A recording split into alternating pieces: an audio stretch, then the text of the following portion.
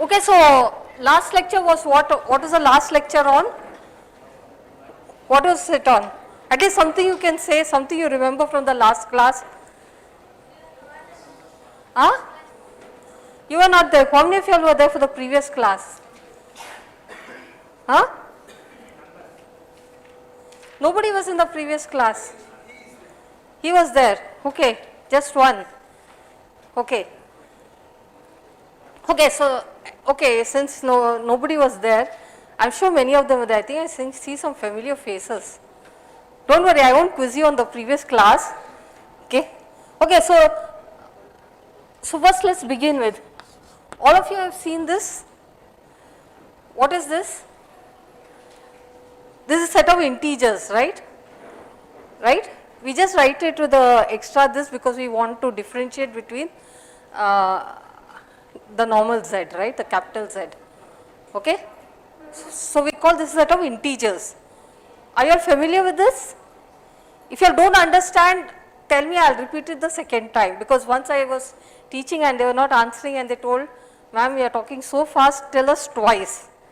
So I started telling twice because, okay, so it's a set of integers. Now this is something special. This is what? Two operations, right? One is addition and one is multiplication. You all are familiar with that? Okay. So it has two operations which you call addition and multiplication. Now with respect to addition, there is something special about just saying, have you ever heard about groups? Groups, not talking in a group or eating, okay, or sitting in a group. Have you all heard about groups? Yes or no? How many of you don't know what group is? Huh? Yes, yes, no. Huh? I know you all have come from lunch, but huh? Yes or no? No.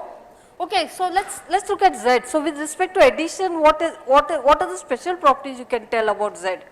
There is a 0 element, right? So if I take a plus 0, it's 0. A plus 0 is a.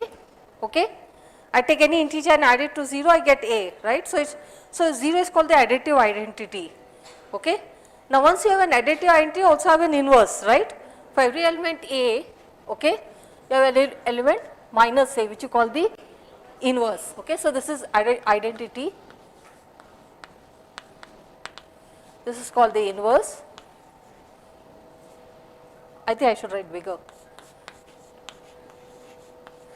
Okay. What else is there? Closure property. If I add two integers, it is an integer, right? Okay. Also belongs to Z. So this is closure property. Okay. So any set which has these three properties, you will call it a group. So in general, you can have a set G, okay, with respect to some operation, okay. Star is some operation, okay, and with respect to this operation, you will have an identity element, that is a star 0 is a, okay. Then you will have an inverse. So every element a, you will have an element which will denote by a inverse, and then if you take any elements a plus b, this will belong to G. Okay. So integers is one special case where you have this property. Okay, but you also have multiplication here. Okay. So such a set is called a group. Okay. So Z with respect to addition is a group. But you also have one more property which is called multiplication, right? And you know, with respect to multiplication, you may not always have an inverse, right? But it may be associative, right? You can have a into b dot c is equal to a into b dot c, right? And multiplication distributes over addition, right? So this is associativity property.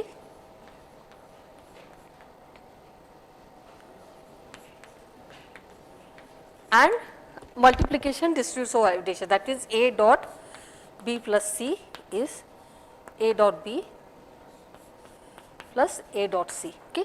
So any set which has these two properties, you will call it a ring. Okay. So a ring is something which you denote it by R addition along with two operations, okay. One you will call addition, which will be very much like the addition in Z. Another operation which you call multiplication, okay, which will be very much like the multiplication in Z, okay. So you just repeat this thing here and R is a ring, okay. So any other examples you can think of a ring other than Z? Let's look at some examples. Can you think of some examples? Maybe you have seen earlier, those who, can you think of examples of a ring? Now, as I said, we last from the last bench, okay. They are all examples of a ring you can think of. I gave Z, right? Anything else you all have heard of? Last row. Huh? Nothing? No example you can think of? Huh? I can see some smiles, but they are not saying anything. I can't hear anything. You have to be a little loud. What about rational numbers? Yes or no? What about real numbers? Yes or no? Some people are half nodding. I don't know, maybe yes, no. Okay. Real numbers? Yes. Complex numbers? Yes. Okay. Then what about, suppose what is, have you heard of something called, okay, now you know what this is? What is this? Have you all seen this symbol? Yes or no? No? Yes. Yes. Who said yes? Come on, tell me what is it? No, don't be afraid, just speak. And we'll do something more. Huh? Set of all? Polynomials with integer. Very good. Set of all polynomials with integer quotient. That means you have to look at all polynomials in X. We have seen polynomials, right? X squared plus y squared minus 1, right? Yes or no? That's a polynomial. Now you look at all collection of polynomials. Okay, that's it. So this is a set of all a naught plus a1x plus an x raised to n, where ai belong to z. Okay. So the coefficients are from the integers. Okay. Okay. Okay, but I can now replace z by any ring, right? I don't, there's nothing so special about z, right? Okay, so let R be a ring.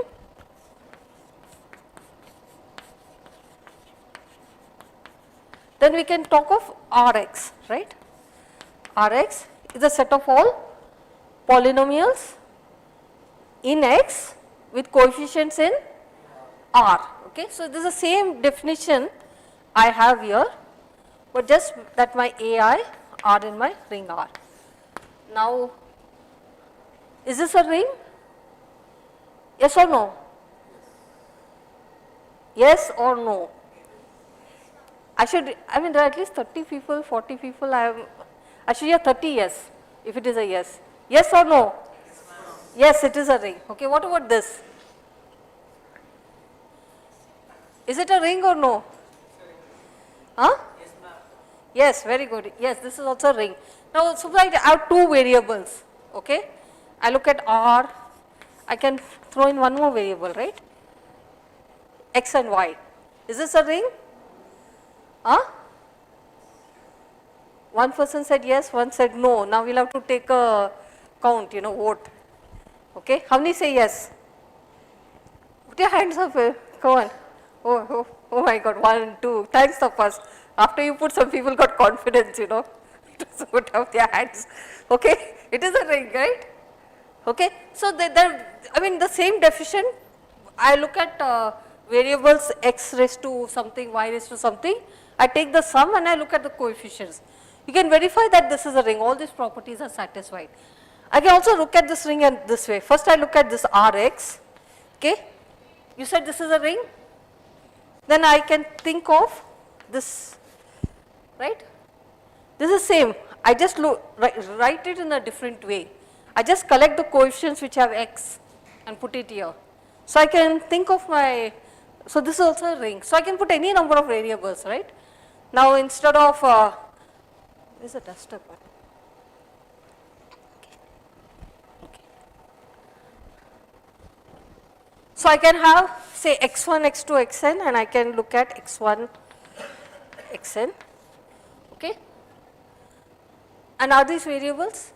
Is this a ring? x1, x2, xn are variables, is this a ring? Yes, you just keep throwing one more variable at a time and you go through the same procedure, you check, and this is also a ring, okay. Now, in the previous class, Tapas talked of something called a field, okay. So, what is a field? What is a field? Not the football field, okay. What is a field? Okay. Anybody knows what a field is? Yes or no? No. Okay. Okay, so a field, so I'll give you an example and then let's see. You know what this is? Complex numbers. Complex numbers, real numbers, rational numbers, but not Z. So can you tell me what's the difference between these but not Z? What's the difference?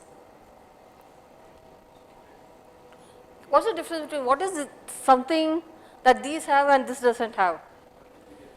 Huh? Multiplicative inverse, okay. So a ring in which every non-zero element is invertible, okay, here every non-zero element is invertible, right, is a field, okay. Now let us look at, okay, now I make this real numbers, okay.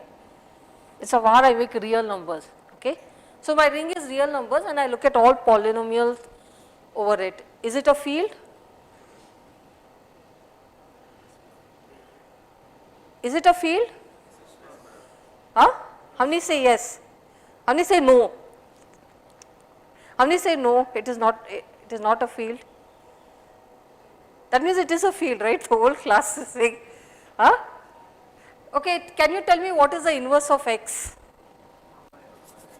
Does it belong to this? 1 by x, so does 1 by x belongs to this? That means if I say 1 by x belongs, I should be able to write it as a polynomial, right? Can I write 1 by x as a polynomial here? Huh? Why don't you take your book and try? Try to write 1 by x as a polynomial is only finitely many terms, right? Can I write 1 by x as a naught plus a1x? Somebody said x power minus 1. But my... Inside the n has to be positive integer there. N has to be, n is positive, yes. Because I started, so it is positive, n is positive, not negative. Okay. If I put n negative, yes, then it is a field. I cannot write 1 by x, here n is becoming to 0. Okay, so you don't have negative terms.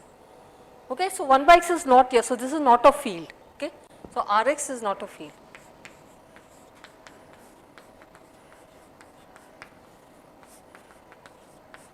Okay.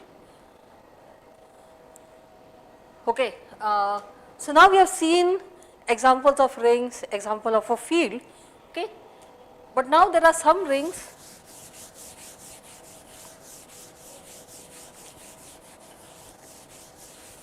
which have this properties. Okay, let me take this ring itself, Rx. Okay, okay, it doesn't have an inverse.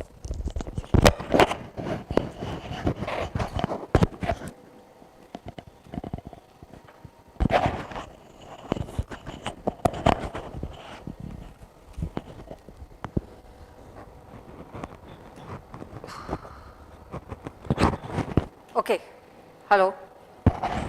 Hello, hello. Okay. But if I multiply two elements, okay. So let me start with z. Okay, if I look at z, okay. If I, this is getting stuck here. Okay, if I take two non-zero elements and if I multiply, will I get 0? Okay, if I take two non-zero elements in z and I multiply them, will I get a 0 element? No, you will not have, right. So in z as a property,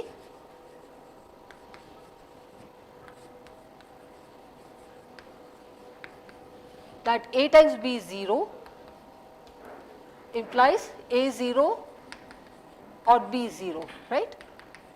If I take product of two elements and one of them is and the product is 0, then one of them has to be 0. Okay. What about if I take this ring Rx? So I take two polynomials and I multiply it. Okay, so I take two polynomials, say a0 plus a1x. Now n is always positive. Okay, so I won't write it. Okay,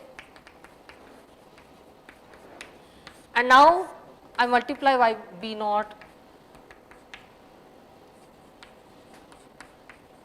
Okay, and suppose I get 0. 0 means a 0 polynomial. What can I say about these coefficients? Can I say something about these coefficients? Now R is real numbers, okay.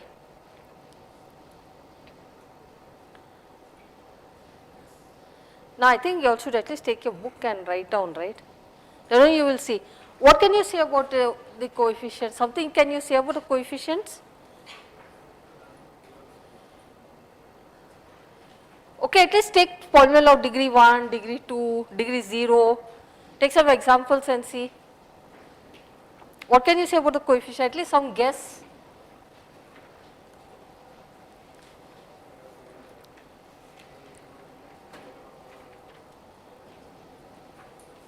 What will the coefficients be? See, you can specialize n and m, right? I can take n equal to 1, I can take m equal to 2, right?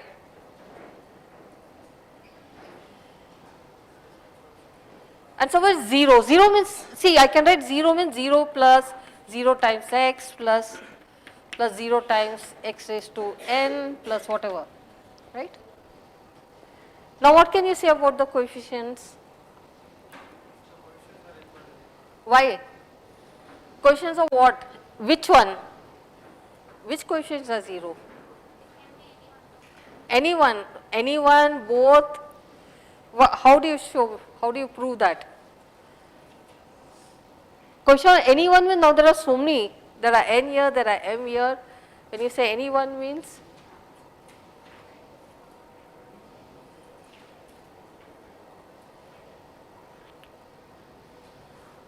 take small polynomials and multiply, right? What, you are using a laptop to find the product of polynomials, huh? Huh? You don't need laptop, okay, for it. Okay, let's do, because I want to come to something more important why I am going to these basics, otherwise there is no, we will come to graphs, you know, discrete maths, graphs, we will come to that later. That is what you want to come to. So, if you just get the basic things, okay. Huh? Of what?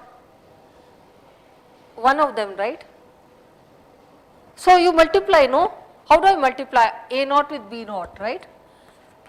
A0, B0. Then what? I take the coefficients of degree 1, right? I will just write the first few, A0, B1 plus A1, B0, right? And so on, right? Now, A0, B0 is 0 means what? A0 is 0 or B0 is 0. So, you say suppose A0 is 0. Okay. Then I look at this one, right? Then what happens? A1, B0 is 0, right? Okay. But then it does not stop, you have one more term, right? So, if B0 is not 0, if B0, A1 is not 0 but B0 is 0, then I have to look at the next term. So, inductively I can show that either this is 0 or this is 0, okay.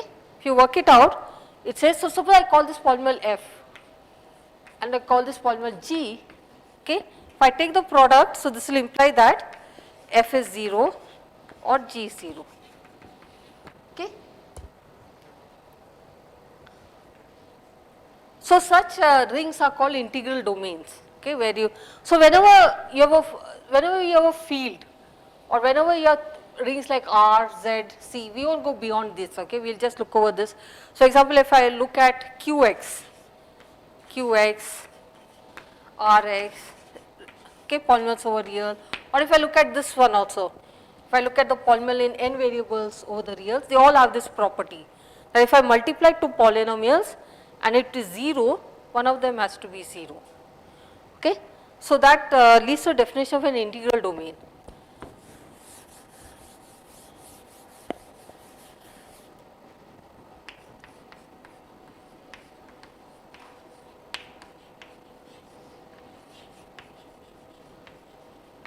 Okay. Integral domain is a ring where A times B is 0 implies A is 0 or B is 0.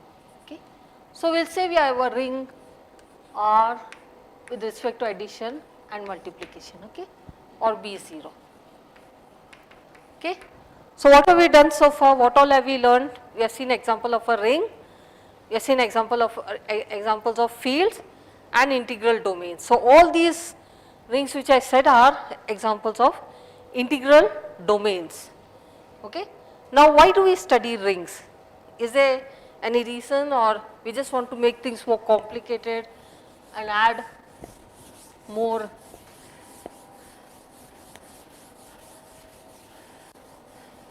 abstract stuff?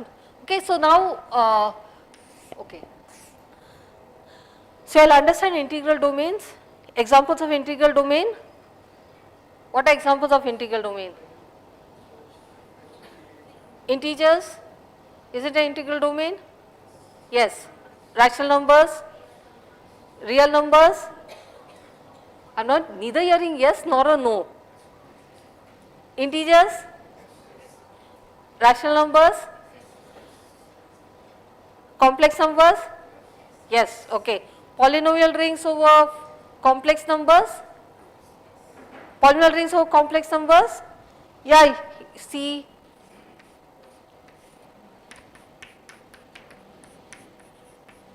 Okay, yes, this also is an integral domain, okay. Over real, I can replace this by even rational numbers. Okay, this is also an integral domain. So, all these are examples of integral domain, okay. But now, let us look at, okay, so let R be a ring. Okay, so we won't go to more abstract rings. All the rings you have seen, you can just be happy with that. Okay, we are not worried about more rings. Okay, all that you have seen today, think those are rings. Okay, we will not worry about that. Okay, so now I can look at an element in Z, or I can look at an element in the polynomial ring. I can also multiply elements, add elements, take sum of elements. Okay, but now what I want to do is let F1 Fn be elements of my ring, okay. So, these are some elements of my ring, and what I will do is we look at, we will call the ideal generated by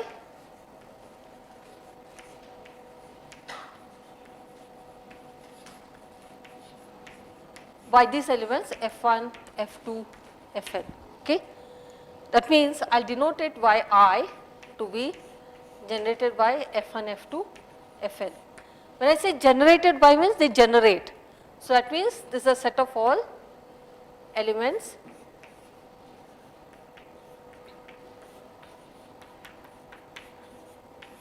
okay. That means I take all possible combinations, okay. These GIs and my ring R and FIs are the generators. So, I call my ideal generated by F1, F2, Fn, okay. So, these are the important objects we will see, and we will see, we will relate it to graphs and see how these objects play important role, okay.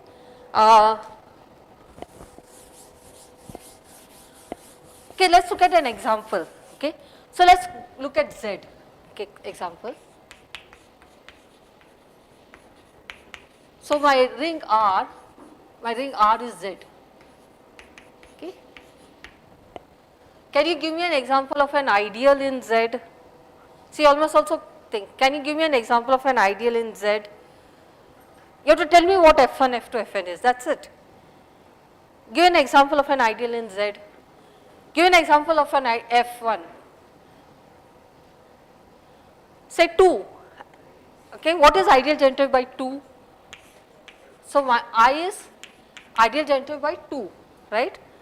So, what are elements in this ideal? All multiples of 2, right. 2, 4, 6, 0, minus 2, minus 4, minus 6, that is ideal generated by 2. What is ideal generated by 3? Huh? All multiples of 3, right? Including the negative ones, right? Okay. Suppose I take ideal generated by 2 and 3. What will happen? Huh? It is? Common multiples of 2 and 3. That's all? But I can also subtract and add. No, see, I can look at 3 minus 2 also. See, because I have to multiply by elements of z, right? So 3 plus 2, 3 minus 2. What is this? This is the whole set of integers, right? 3 minus 2 is 1. Right? 3 minus 2 is 1. Minus, yeah, and if 1 is there, everything is there. Okay? I think this thing is.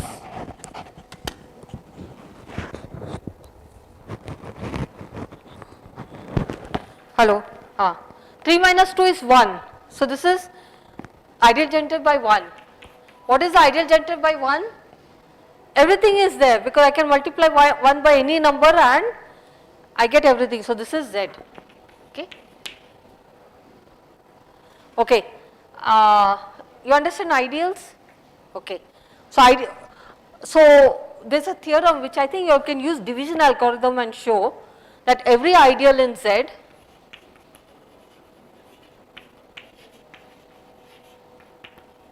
is of the form, every ideal I in Z is of the form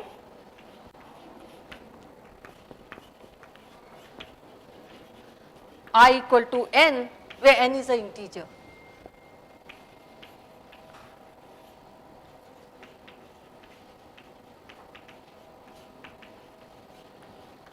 Okay, you can use division algorithm. If there is one more element, if f1 and f2 are there, I can divide f2 by f1 and get a remainder, right? Can use a GCD property, right? So the GCD will be the, if I have f1, f2, fn, I have to just look at the GCD. So if ideal generated by f1, f2, fn, I have to look at the ideal generated by the GCD, that will generate by ideal. There is a special property in Z that every ideal is generated by a single element. And how do you prove it? Use division algorithm. Okay, using division algorithm you can show that I just need one generator, okay, for my ideal. Okay.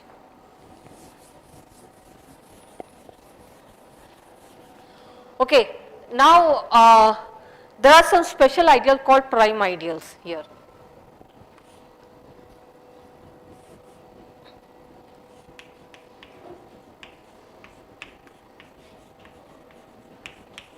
Okay, is the word prime familiar?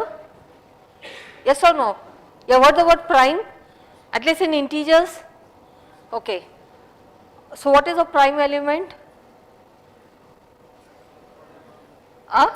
What is a prime element? I think I should start from behind. I should go behind and start because only the front row is answering. What is a prime element? One which is not?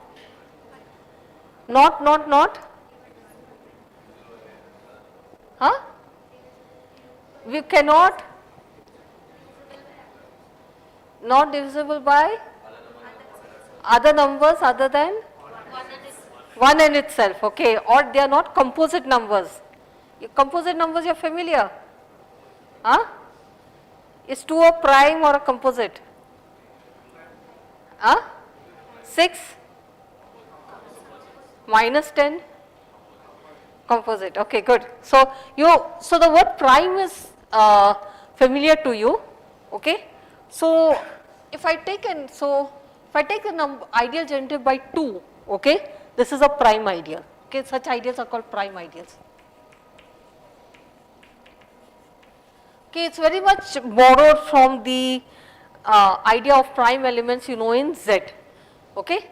So prime ideals play a very special role, okay, both in algebraic geometry and all. Maybe I'll see if I have time today, we will do something.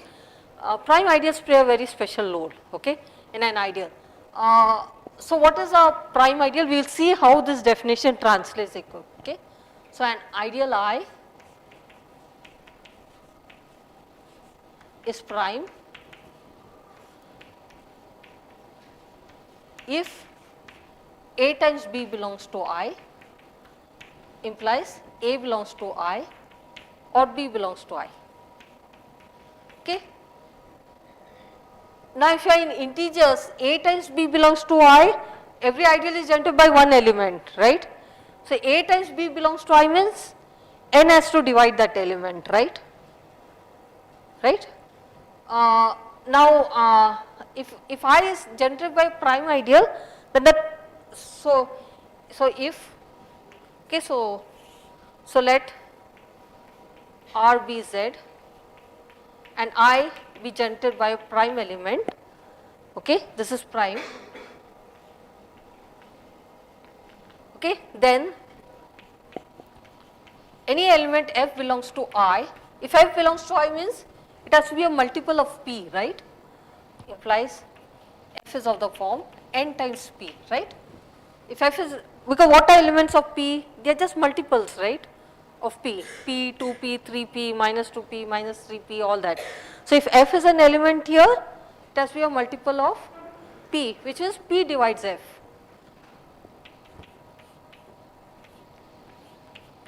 Okay. So, what does it mean to say A times B is in I? That means A times B is in I means A times B is of the form n times p, right, which means p divides A or p divides B, right. Okay.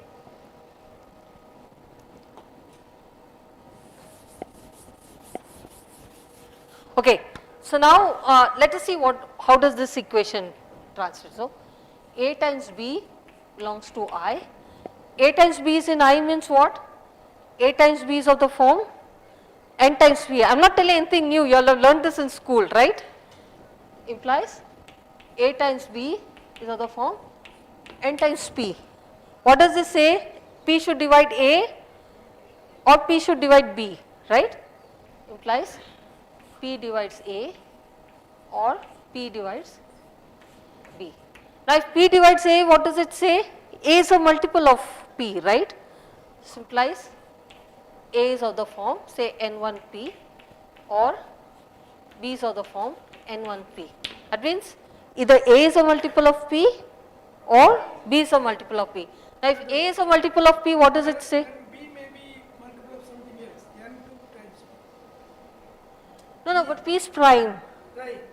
B is multiple of p. This n A is also multiple of p, right? Or. N1p, this n. N2, sorry. N2 P, right. Thank you. So, A is a multiple of P or B is a multiple of P. So, N1, N2 are some integers, but A is a multiple of P means what? A is in this ideal, right? Or B is a multiple of P means B is in the ideal. Okay. So, what we have proved that ideals of the form which are generated by a prime element are prime ideals. Okay. You understood? Ideals generated by prime elements in the integers is called prime ideals. Okay. Okay, what if I take a multiple of p, p square? So, I take an ideal generated by p square. Is it a prime ideal?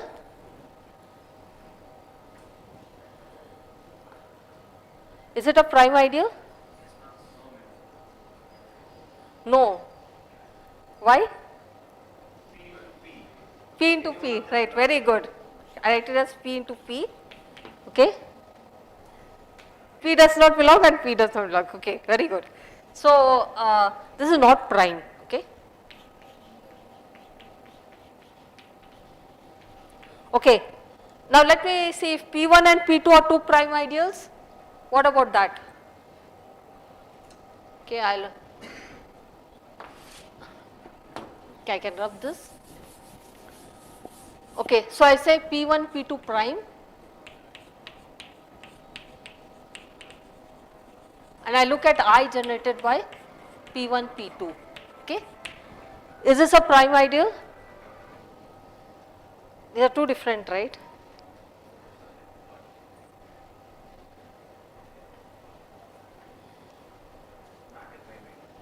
Why? For example, 2 into 3, 6. Huh. 2 is not belongs to the ideal, 3 also not belongs to the right? Yeah, you use the same logic, right? P1 does not belong and P2 also does not belong, right? So this is not prime. Okay, but however there is something special about it, okay? I can write this as the ideal generated by P1 intersect with the ideal generated by P2. Okay, so you have to get used to writing things as intersection. We are very much used to writing things as multiplication, but what really is helpful is writing ideal as intersection. And this is a tough thing. This is not always easy. In integers we know it because we know that, we know this. So if I take an element P1, P2 is in this ideal. Why? Because I am multiplying by P2, so it is here, right? Because P2 is all multiples of P1, right? So P1, P2 is here. Is P1, P2 here? Yes, because I am multiplying by P1. So this is contained in this. What about the other way? I take an element here, it is a multiple of P1. I take an element here, it is a multiple of P2.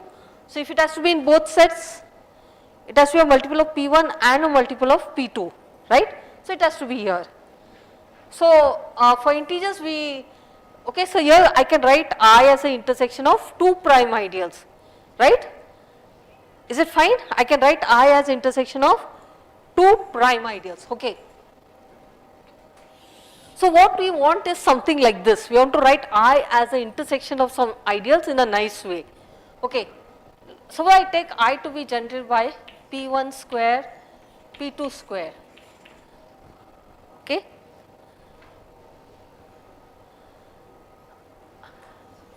Can I write it as an intersection in a nice way? Something to imitate this.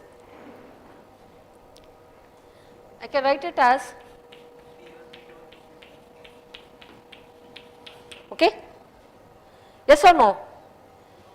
I take an element here, which is the multiple of P1 square and P2 square. So this element is here, right? And it's also here. So this way containment I get, right? What about the other way? These are distinct primes, okay? When I write P1, P2 means they are distinct primes. It's a multiple of P1 square and it also has to be a multiple of P2 square, right? So it has to be a multiple of P1 square, P2 square. So this also, this is from school, what you learnt in school, right? These are distinct primes. So if something is a multiple of P1 square and it is a multiple of P2 square, it has to be a multiple of P1 square, P2 square, right? So I write it as a but now these are not primes but powers of primes, okay. So let's look at every integer, okay. So now what we will do, we will take, let n be an integer. What is the prime factorization theorem for integers? School days. Every number n can be uniquely written as a product of primes, repeated, distinct. Can I 2 times 2 times 2, is it okay? Yes? But tell me in a little more nice way. So if I take an integer n, I can write it as, I want distinct primes, in terms of distinct primes. Huh? P1 to the power alpha 1, Pn to the power alpha n. Can I write it this way? With Pi distinct primes.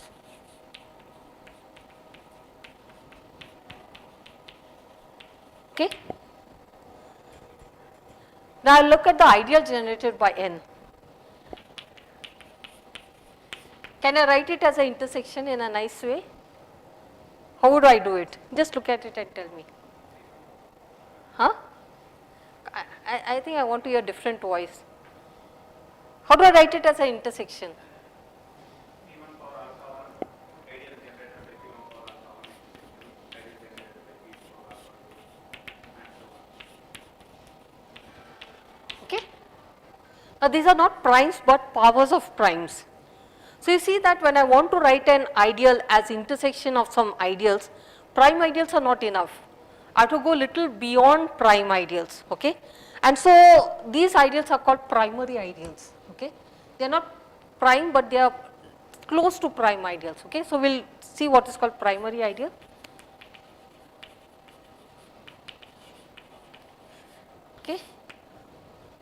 So an ideal,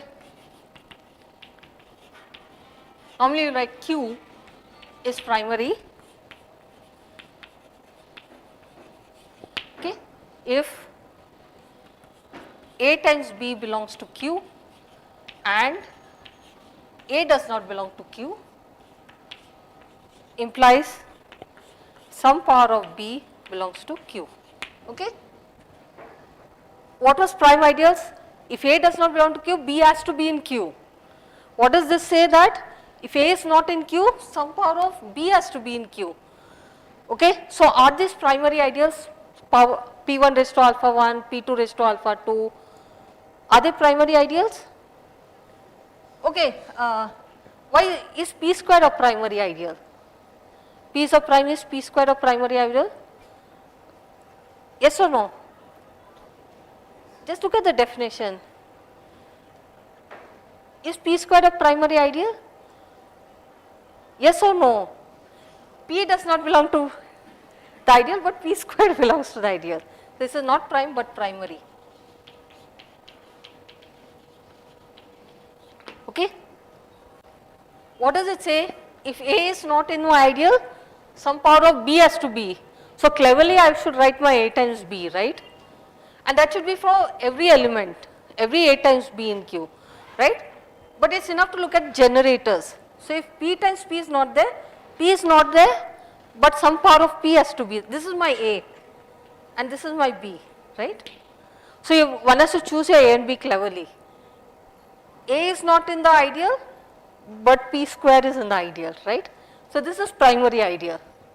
So in integers, if you take powers of primes, they generate primary ideals, not prime ideals but primary ideals, okay. Now you may wonder why we are writing. Now every ideal can be written as intersection of primary ideals, correct? Conclusion.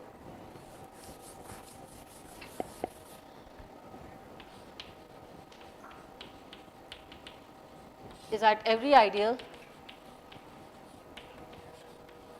can be written as product of, as intersection of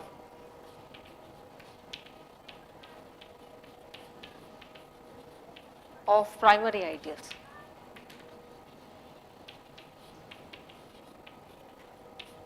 Okay.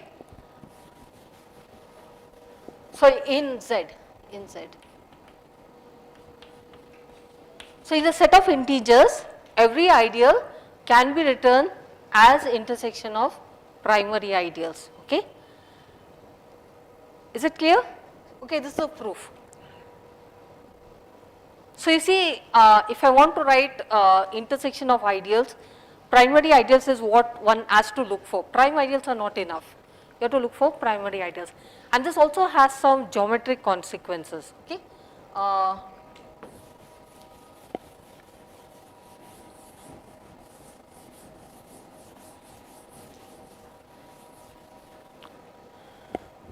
Okay, so if you look at polynomial rings, the story is not so nice. It is not so easy to write an ideal as intersection of primary ideals. But nevertheless, even in polynomial rings, such a theory exists, okay.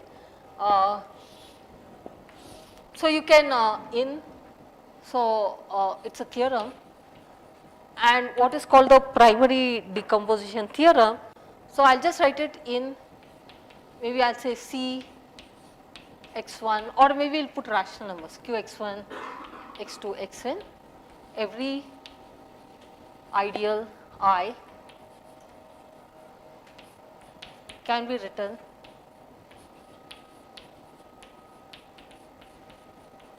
as intersection of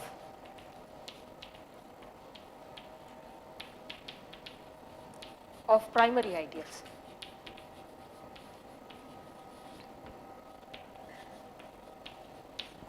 Okay. Every ideal I can be written as an intersection of primary ideals. This is called the primary decomposition theorem. Okay. I mean, it follows from it. It's not the exact statement, but it follows from it.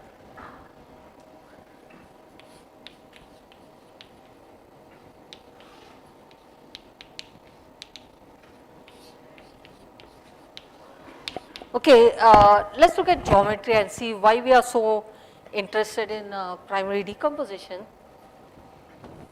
So we'll have to draw some pictures, okay.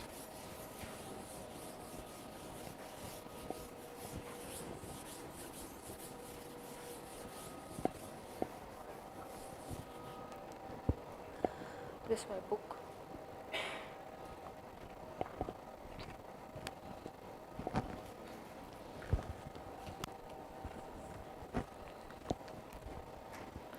Okay, so let's look at maybe our real numbers, because you can imagine real numbers. Okay, so this is polynomial ring in two variables. Okay, so now you know what ideals here are, right? If I take f1, f2, fn, I have to look at all possible combinations. That's my ideal. Okay, so I take my f1 to be, and I take my f2 to be. Okay, I look at the ideal generated by that. So I is the ideal generated by f1, f2. Okay. Now when you say geometry means you like to look at the zero set of this. That means all polynomials which this you have seen, right? What is this? This is equation of a line. What is this? Equation of a circle.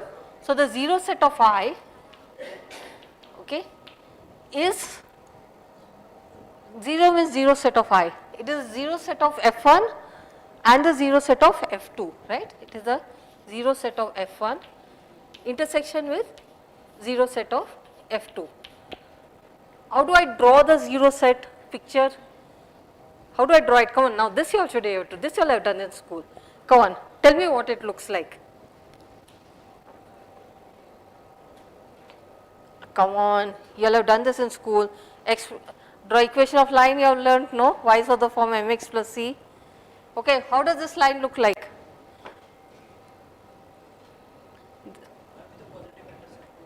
Huh? Yeah.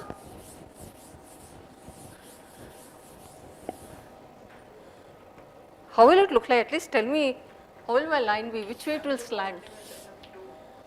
Huh? 0 set of this is equation of a line, right? So x plus y equal to 2. How does it look like? Positive intercept. Okay, okay, very good. Yeah, okay, okay, very good. This way, right? Okay, so this is x plus y equal to 2. Okay. What about the circle?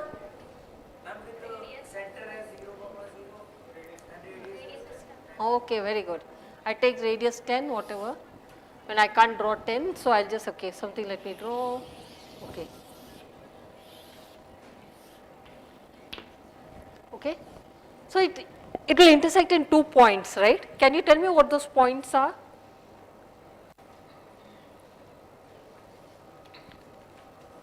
Can you tell me what those points are?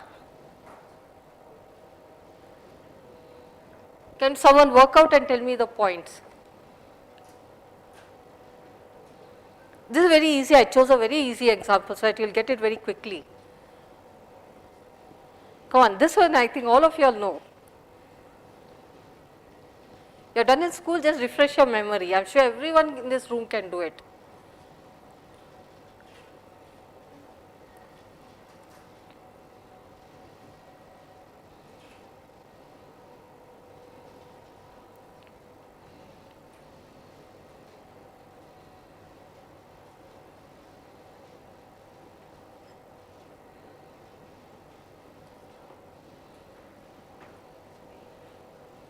Let's see who will be the first person to come up with the answer.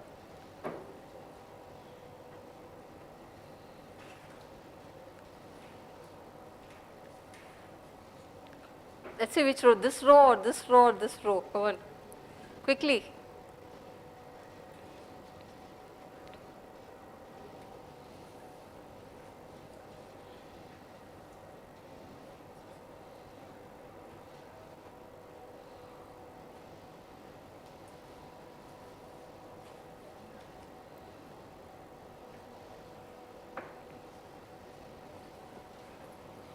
Come on, now next half an hour I want to do graphs, so we'll relate it to graphs, so we'll see how.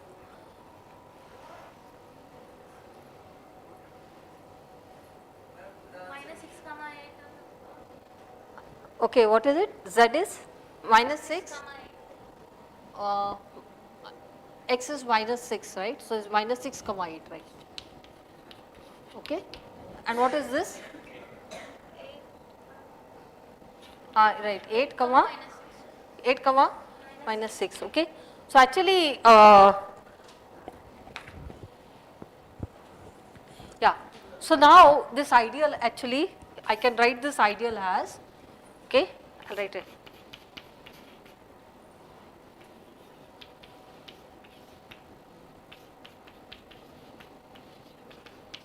Okay, this is a decomposition of this ideal. So this is a geometric interpretation, right? If you want, see this is x plus 6 comes from here, y minus 8 is here, and this I get x minus 8, y plus 6 is here. Okay. So what you see in geometry, see this is the intersection, this is a point, this is a point, right? These are irreducible, points are irreducible, you cannot break up a point, right? These are irreducible. So an ideal I can be written as an intersection of prime ideals,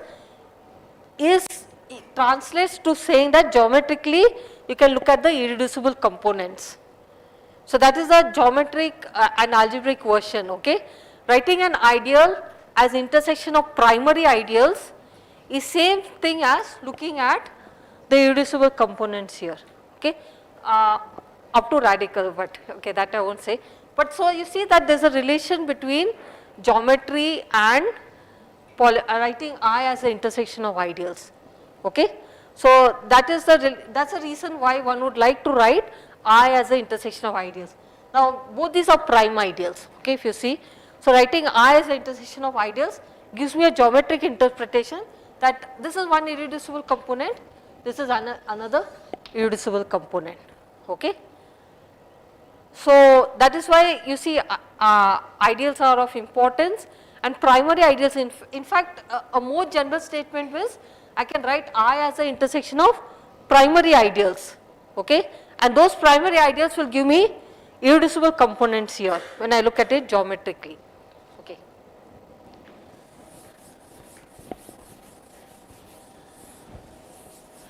Okay, let's go to graphs now. Another example is graphs, okay.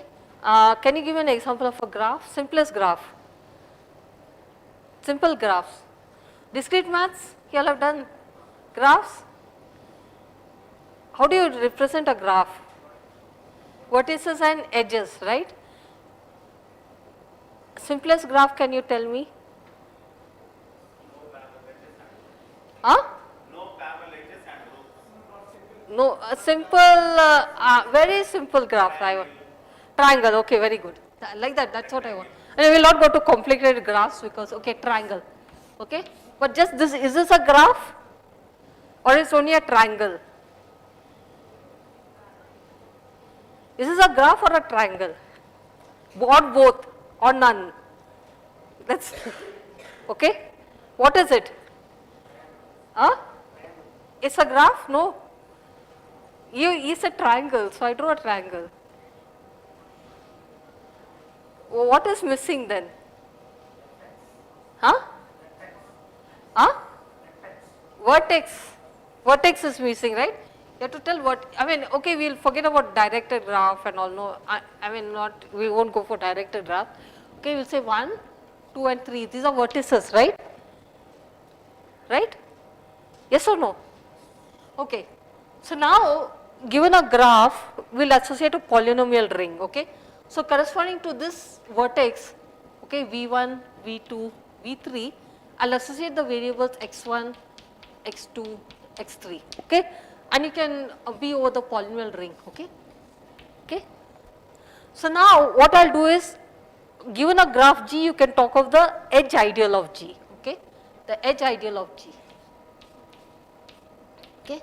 This is called the, I think I of G, call it, okay? It's the edge ideal of G,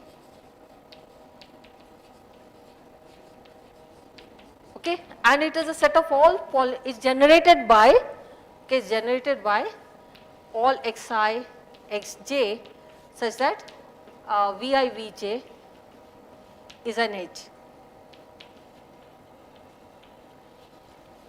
Okay. So if I'm given a graph G, I look at its vertices and I look at the edge ideal of this graph. Okay. So here what is the edge ideal for this graph? What is the edge ideal for this graph? Come on, tell me. The definition is there. I have to look at all xi, xj, so that vi, vj is the edge. Okay, so what are the elements here? Come on. Huh? x1, x2, because v1, v2 is an edge. So x1, x2 is here, right? v1, v3 is here. So what will be the corresponding one here? Very good. You all have got it right. v2, v3 is here. So what is the edge ideally? Huh? x2, x3. Okay. Okay. Now I'll write it in a as an intersection of ideals in a very nice way. There's something called cover ideals. Okay. What I'll do is I'll look at the minimum number of vertices I need so that all edges are connected to it. Okay. So if I look at this vertex V1, okay. If I look at V1, what are the edges that are connected to it? V2, V3. Okay. So I write x1. Okay. But see this is not connected, right? To the vertex V1, V2 and V3 are connected, but this edge is not included. So I have to throw something more here. So I'll have to throw in x2 or I have to throw in x3, right? If I throw in x2 or x3, once I have V2, this edge is also included. Okay, so I can do it with I can start with any edge. Now I start with V2, okay. So I start with V2 means I look at the variable V2, x2. Now V2 I have this edge and this edge connected, right. But this edge is not connected. So I have to either throw in x1 or x3, right. But x1 is already there, so I will throw in x3, right. So now these are the all possible, so corresponding to this I have the vertex V1, V2, and corresponding to this I have V1, V3, and this corresponding to this I have the vertex V2 and V3. Now if I have these set of vertices, all my edges are connected, okay, to these vertices. I don't need more. So now I write the corresponding ideals here, and this ideal I can be written as intersection of these three. Okay. So that is the interpretation in graph theory. Okay. That this is called the minimal vertex cover. So given any graph, I look at the minimal set of vertices so that all edges are connected to it, and I write down those elements. That will give me one idea. I start with I look at all possible such combinations. Okay, let's do one more. Let's look at the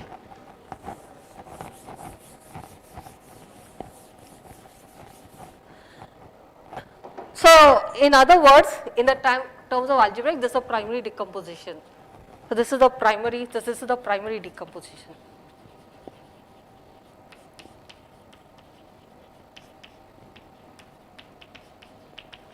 Of this ideal, of this graph.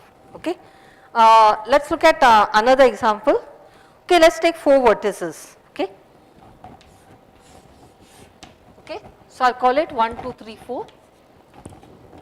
Okay. This is my graph G, and now what is the ideal of this graph? I have to look at I of G, right?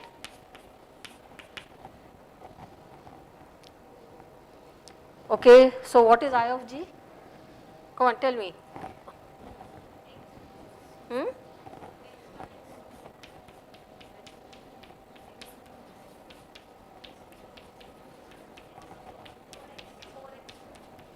Okay.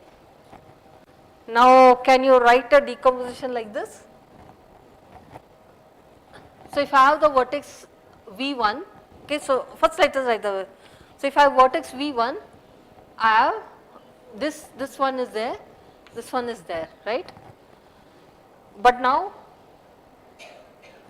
I have to add this one, right? So V1, V3 I need. Okay. What about if I start with V2? V2, I need V4. Any other possibilities? I have to look at all possibilities, right? I have to look at all possibilities, right? You all can see it here. Very good. I have to look at all possibilities. Are there any more possibilities? No, this is covering. Are there any more possibilities?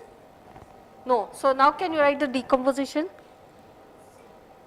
There are many, but these are the minimum. Yeah, minimum I want. Yeah, the minimal vertex cover. Yeah, there are more possibilities. For example, I can write V1, V2, V3, but what I want is the minimal, right? Thank you. So I want the minimal, these are the only two. Now can I write the decomposition?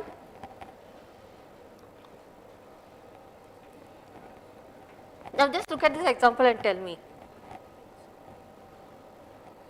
Okay, maybe you, okay. How do I write the decomposition there?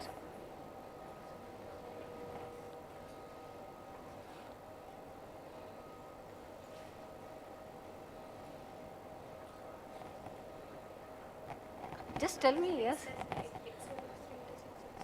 Very good. This is correspond to this. I have x1, x3 intersection x2, x4. Okay, and this is the primary decomposition of it. Okay. How do I verify these two are equal? This is this.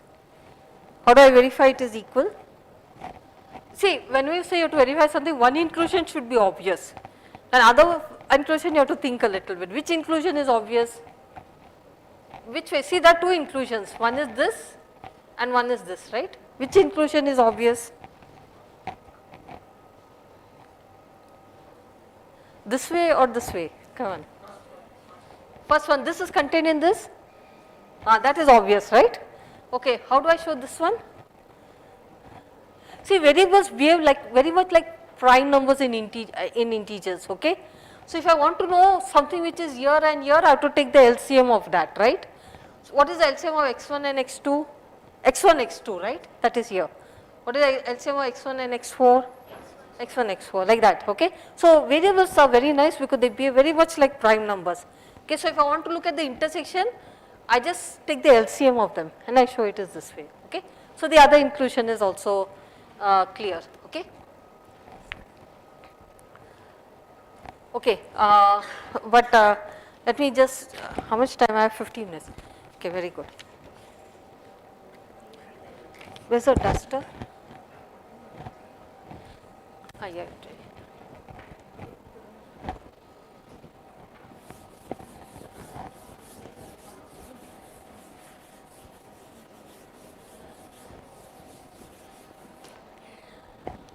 Okay, now I have this ideal I here, okay.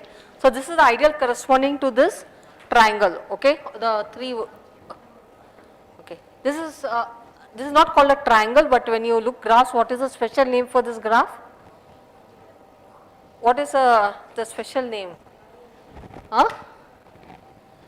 What is this called? Is there any name for this graph? This is a 3 cycle, for 3 what is it? Yeah. 3 cyclic graph, right? What about the other one? 4? Cyclic graph on 4 vertices, okay? What is a complete graph? This is complete graph, okay? We don't have time to do this graph or add many more graphs, but okay, let us focus on this, okay? So this is my ideal I. Now look at the square of this ideal I, okay? Now I want to use the same trick, okay? See, if I have a variable here and a variable here, I have to take the LCM and it should be here.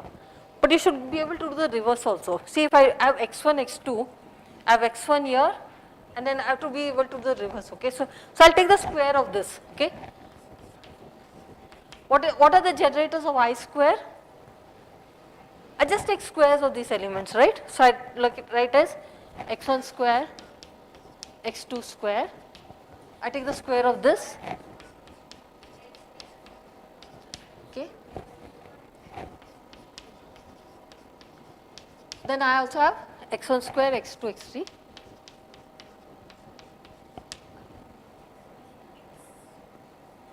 x1, x2 square, x3. And then x1, x2, x3 square. Okay, I'll show you how to write the decomposition of it. See, these two elements don't have anything in common. So I'll first write it as x1 square and I'll write another idea. The remaining variables I'll write it the same way. I won't write any. So, but once I write x1 square and then I have, okay, the remaining I'll write it exactly the same way. But here I already have x1 square, so I won't write x1 square, x3 square, okay. I'll write x2 square, then I have what? Okay, intersection, I'll write it here. What else do I have? x1 square, x3 square.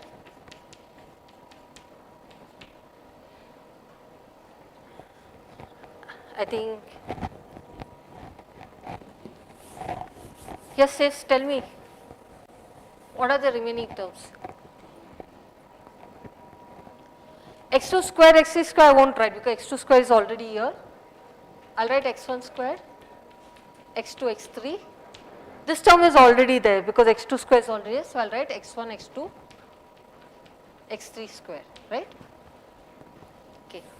Can you tell me what the answer we will get? Huh? I think I have x1 squared here. Huh?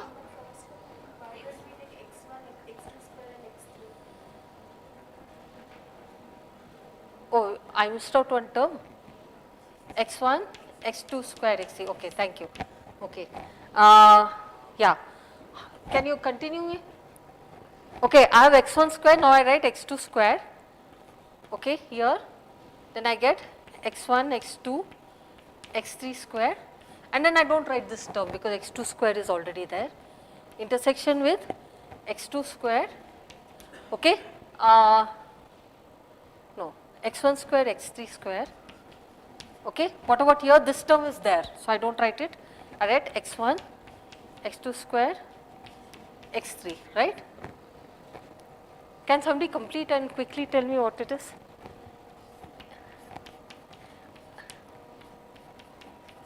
Come on, I want to see who will come up first with it. You all can do it.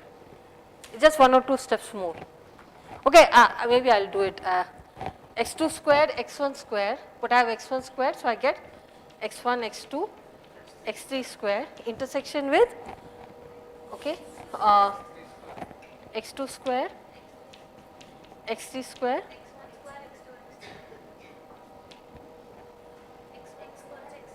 x2 square, x3 square, x1 square, x2, x3. Okay, I'll tell you how to write the last step. Now I'll write this, I'll write it as x1 square, x2 square, then I'll take x1, x2, okay. Okay, I'll tell you why I take x1, x2 and not intersection.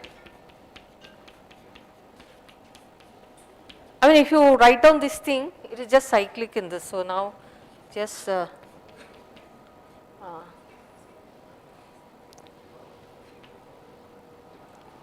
mean, I'll just write down the answer because I think x2 square, x3 square, x2, x3, intersection.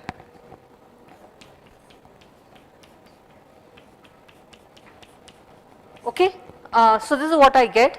But now the last thing, you'll see what you'll get here. So this is x1, x2 square. If I take the square of this ideal, I get this one. Okay, and then this I'll write last. Okay, so I'll write this one.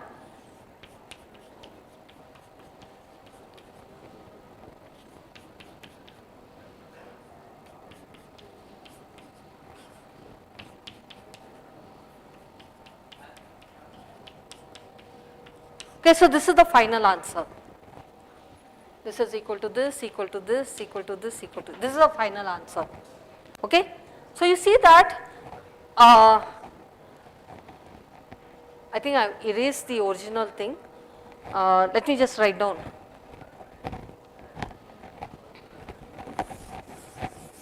Here. So the original ideal, okay, the original ideal was x1, x2 intersection x1, x3 intersection x2, x3. Okay. So you see that x1, x2 square is just a square of this. Okay. This is prime ideal, this is primary ideal. Okay. Then you have x1, x3 here, I have x1, x3 square. Yeah, this is prime ideal, this is primary ideal. Similarly, I have x2, x3 and you have the square of it. This is prime ideal, this is square. But I have an additional component here. So if you see that what is x1, x2? If I look at the x, y, z axis, x1 equal to 0, x2 equal to 0 is the x3 axis, right? If I call this x1, x2, x3. If I look at the 0 set of this corresponds to the x3 axis. This corresponds to the x3 axis, but you can think of a thick x3 axis. Okay.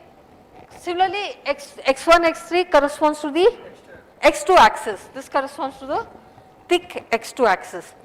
And then this corresponds to the x1 axis, and I get the thick x1 axis. Now this corresponds to the point here, which is embedded in it. Okay. So what happens when I take powers of ideals? I will get the same components, but I may also get something embedded in it. So this is called the embedded component. These are called the primary components. Okay. So this is what. So if I is my ideal here, this first 3 is what you will call symbolic power. Okay. I write it as I symbolic 2. Okay. So my I squared can be written as I symbolic 2 intersect with an embedded component, which I write it as Q. So you see that writing, so this is also primary ideal. So all these are primary ideals but not prime ideals. So when I take squares of the ideals, I can get embedded components. Okay. So that is the important thing. So geometrically this is of interest, because sometimes when you look at geometry and you take square of the ideal, you're only interested in this part. These are called the minimal components. This is called the embedded component. But when you take powers of the ideal, you are interested, even when in graph theory, when people look for interpretation of a graph, you look at its ideal, you take the square, cube of the ideal, then you look at these are the minimal components. You look at the minimal components, and from the minimal components you look at other invariants of the graph and try to associate with it. Okay, like the chromatic number and all the other numbers, you try to associate it with the minimal components of the powers of the ideal, and the minimal powers come from the primary components. You write the ideal I as a intersection of primary ideals and look at the minimal components, and those minimal components you try to give an interpretation in terms of other invariants of the graph. So that's why you see primary components also play a role in algebraic geometry and in graph theory also. So yeah, so how much time do I have now? Do I have some 5 or 10 minutes or? Huh? I have 10 minutes, okay. Okay, so let's do a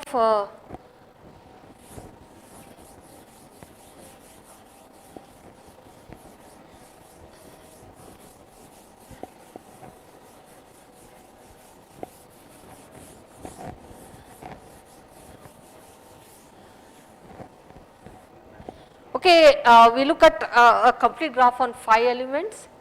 Let's look at complete graph on 5 elements.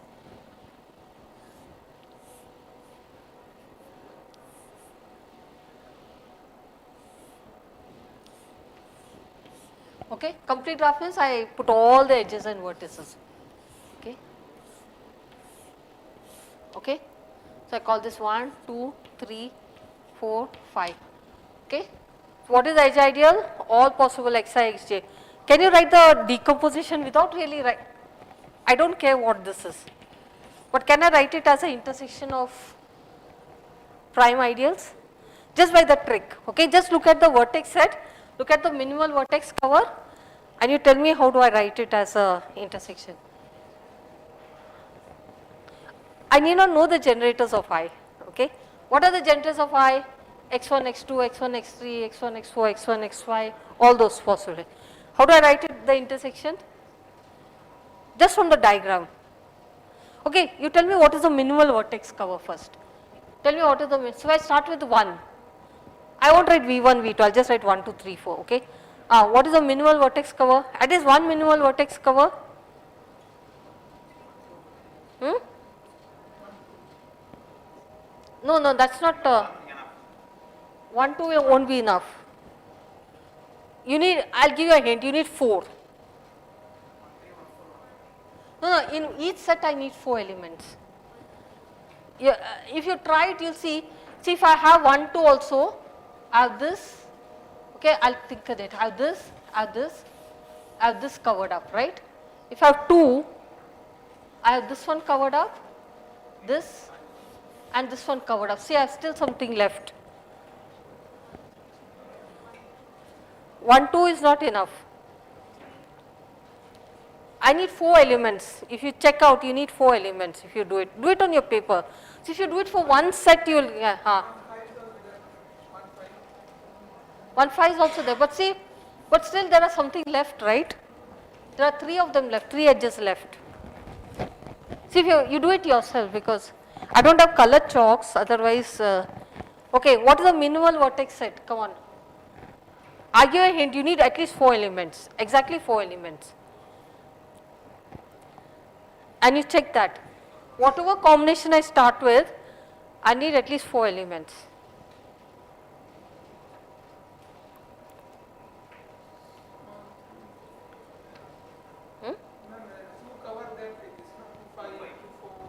Yeah, that I think maybe I should draw it properly.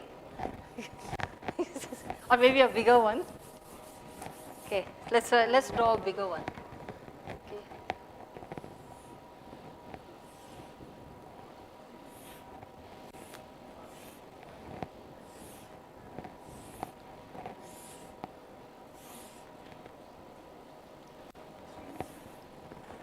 I think I have, so I have 1, 2, 3, 4, 5, okay. So suppose I take 1, 2, now from 1 I have this one, so I am thickening it, okay.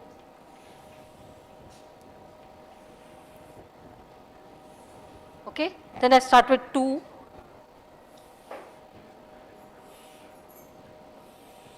right.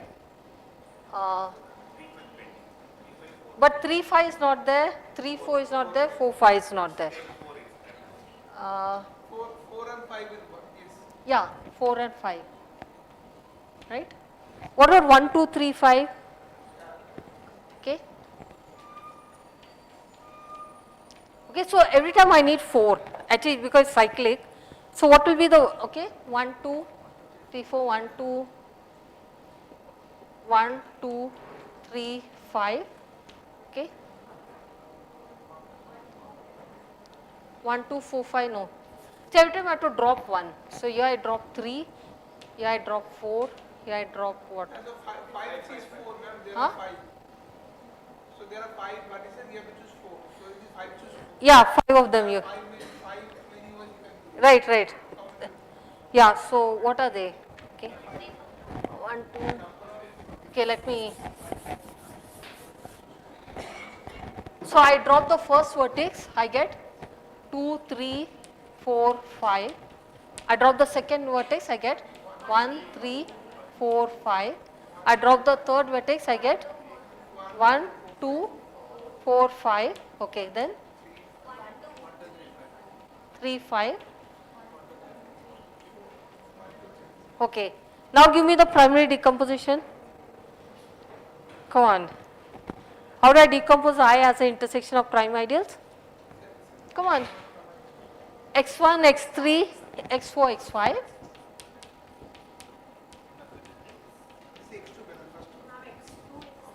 X2, X3, X4. Okay. Intersection with?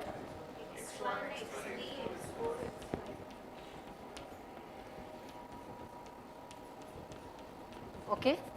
Intersect with?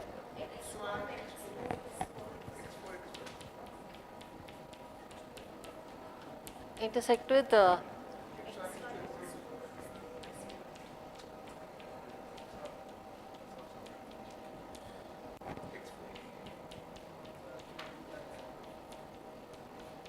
okay. Okay. And if you take squares, you may also get embedded components and also. So graphs are the very simplest thing where you can try your primary decomposition. Okay. So I think I'll stop here. I think. Yeah.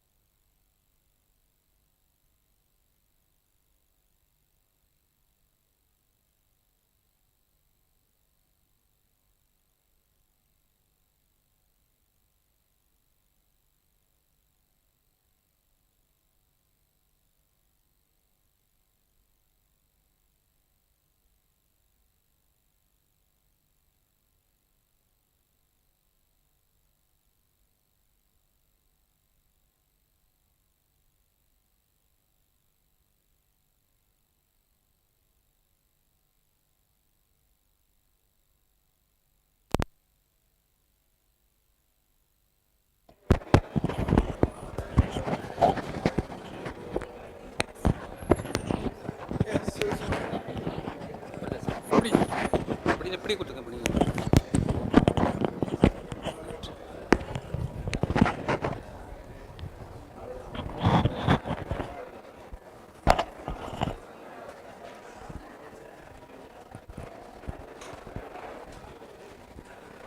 Welcome back. We are still in T mode, I think, right? Come back. So,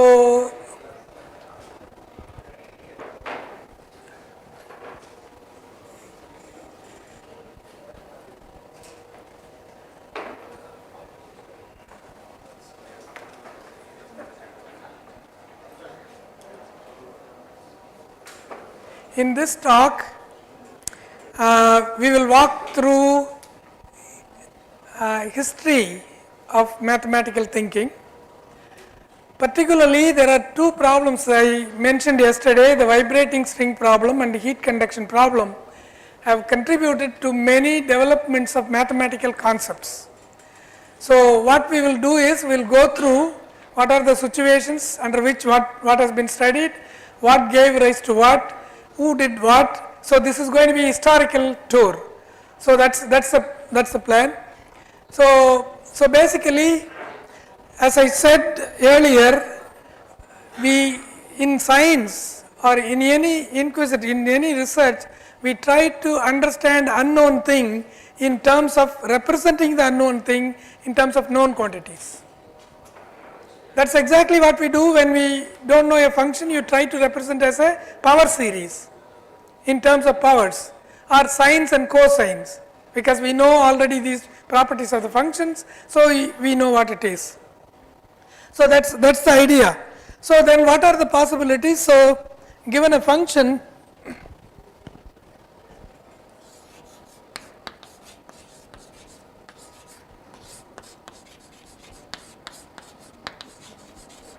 say f of x,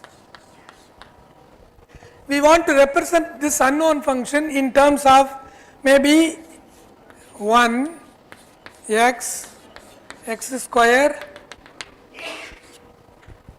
That means we want to write f of x as a summation n equal to 0 to infinity some constant c n's x power n.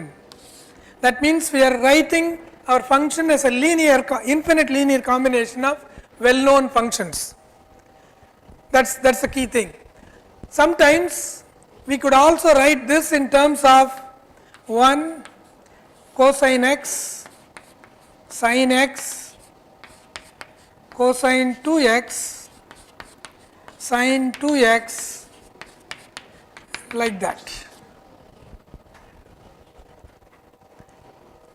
So this linear combination will look like our function f, if it is a periodic function, this is going to be sum a naught by 2 plus summation n equal to 1 to infinity a n cosine n x plus b n sin n x, which we all know what it means, right? So the point is that what do we choose? There are options in front of us for a problem to be given or given. What choice do we make and why do we make such a choice? So the idea is that, see, if this is the case, given a function, I want to write this in terms of this. What does it mean? I already know this, so that means only we need to find Cn's. If you know Cn's, we can get this. So given a function, how do I find the Cn's? This is nothing but Cn is given by nth derivative of the function evaluated at 0 divided by n factorial for n equal to 0, 1, 2 onwards. These are called Taylor coefficients. That means what? If you want to express your function in this manner, then your function must have derivatives of all orders, then only you can do that. That means your function should be infinitely smooth in order to express your function in terms of a power series. But whereas when you come to this, how do we find an? An 1 by pi integral minus pi to pi f of x cosine nx dx. Bn 1 by pi integral minus pi to plus pi f of x sin nx dx. Here, given this function, we find the coefficients through integration. Integration is a much better operation. You can integrate discontinuous functions, you can integrate continuous functions, it need not be differentiable. So, this is a much powerful tool. If you want to express your solutions which are not necessarily differentiable, then this is a much better choice. So basically these are known things, we try to express unknowns in terms of this. This is what we do in vector space. Given a vector, once you have a basis, you represent that as a linear combination. There we deal with finite number of finite linear combinations, but here it is infinitely many terms, so infinite series. So that's the kind of thing we are going to talk, and we will go through that. Of course, our grandfather Ramanujan, right? So this is what I mentioned just now. Given a function, we want to express that in terms of elementary functions. Elementary functions are nothing but constant functions, power functions, sine, cosine, logarithm, exponentials. And so this is 1b, that's that. So that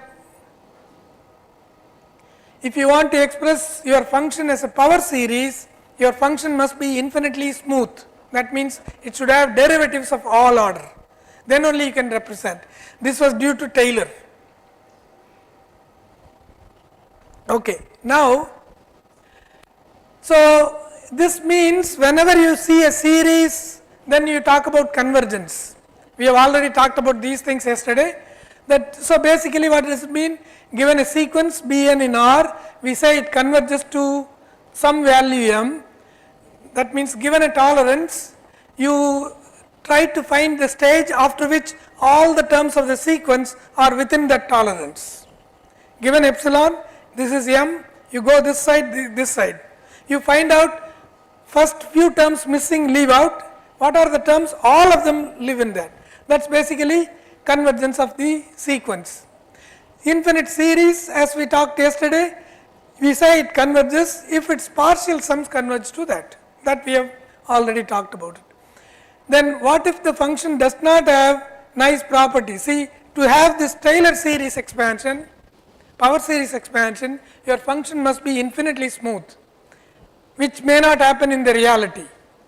So this may be a better choice.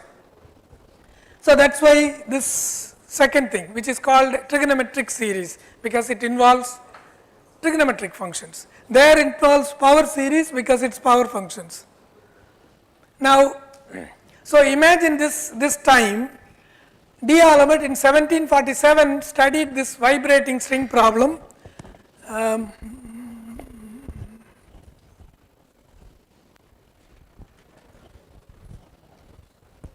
Duster. Yes.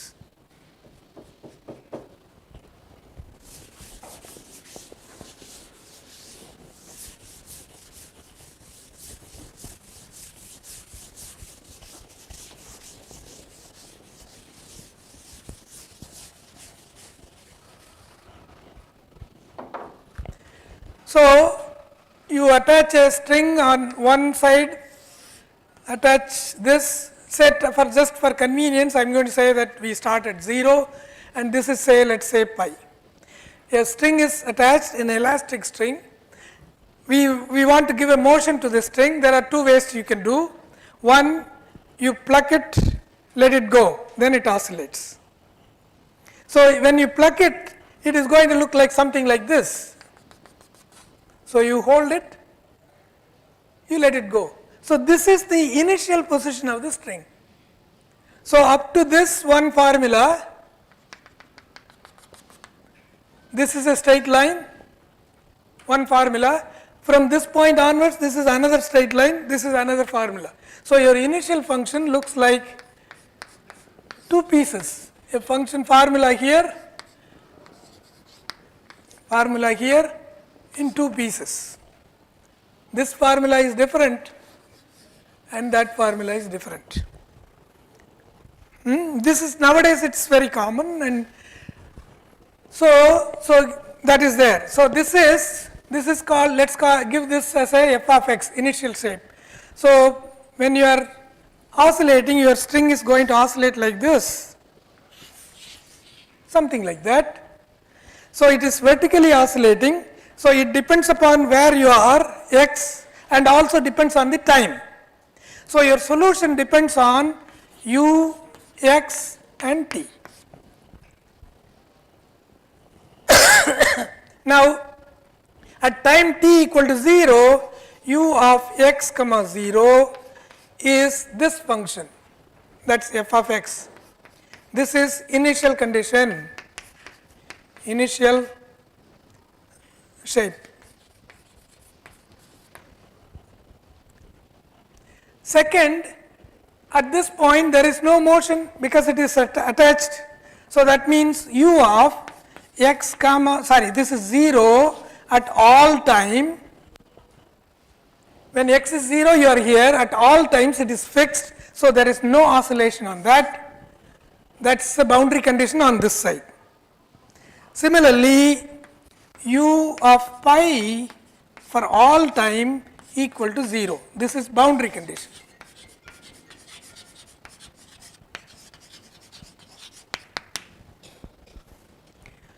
Now, you pluck it, let it oscillate, it oscillates. Then this function involves two variables, space line variable and the time variable, and it has been derived by D'Alembert that it satisfies the partial differential equation dou square u by dou x square equal to some constant depending on the nature of the string, the property of the string, dou square u by dou t square, or maybe it's c square can be here, it does not matter. This is one dimensional wave equation. So, now what is our problem? Our problem is to find u, the oscillations subject to satisfying this partial differential equation and this initial condition. In addition, sometimes you pluck it and then give some velocity to it. Then you could also have ut, the partial derivative of that, and x comma 0 could be, this is initial velocity.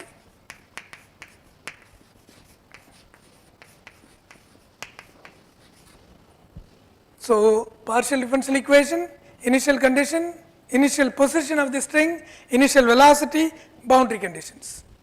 These are the things given to us, we need to find the solution of that, and that is exactly what D'Alembert was doing for the first time in 1747. So, what did he do? He got a solution by different methods representing waves along both directions.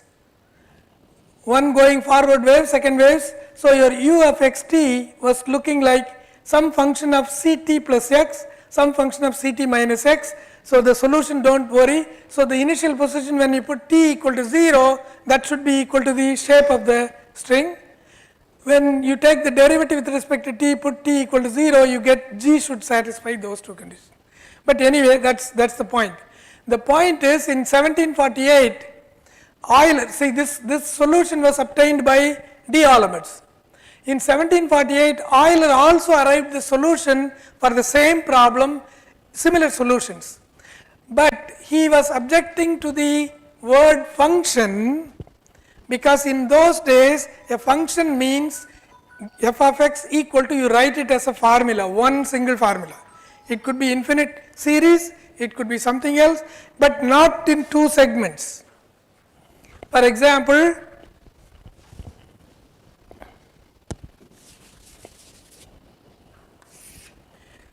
For example, g of x equal to 1 if x is less than or equal to 0, 2 if x is greater than 0. This is not considered to be function in those days. So, in those days there was no definition of function. We learn now for each x here there is a unique y such that it connects domain to codomain. That is the definition of function. But in those days there was no definition of that kind. But so his objection was the initial shape of the string cannot be a function. That is one objection. Second,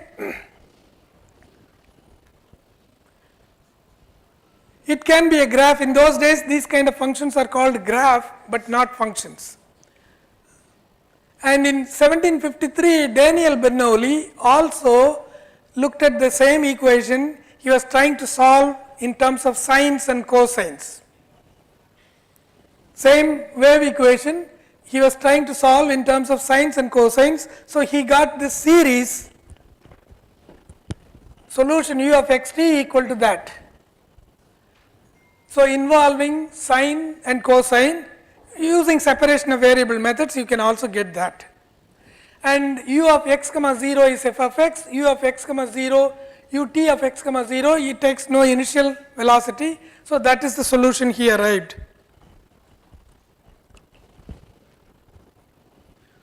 So, these sines and cosines oscillate like that.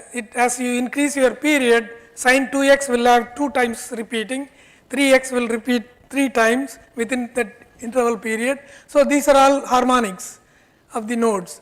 Bernoulli claimed that by choosing infinitely many terms, you could get the solution exactly. That was his claim. And the initial condition says u of x comma 0 equal to this series that is given by f of x. Euler's objection was the right hand side sin x is a periodic function, isn't it? Sin x is a periodic function, but f of x need not be a periodic function. It is defined only there in that interval, just one piece.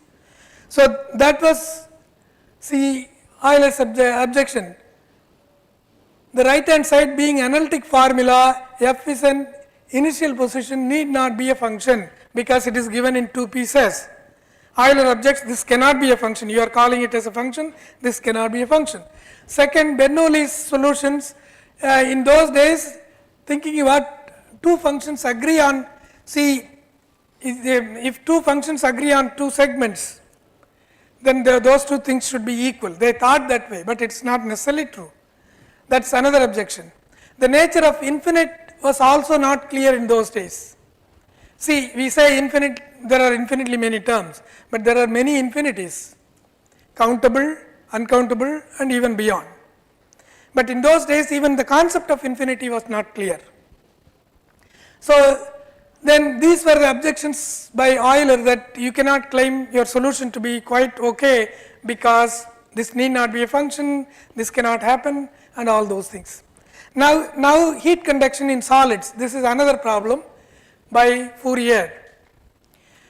He takes a plate and he conducted many experiments, circular plates and heat conduction over wires and all kinds of things. And so he got solution, and here the solution is nothing but harmonic Laplace equation. In the circular plate,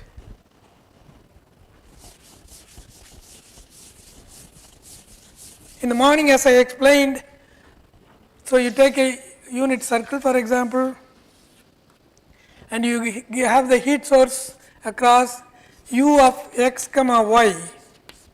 This is the steady state temperature inside the disk that satisfies dou square u by dou x square plus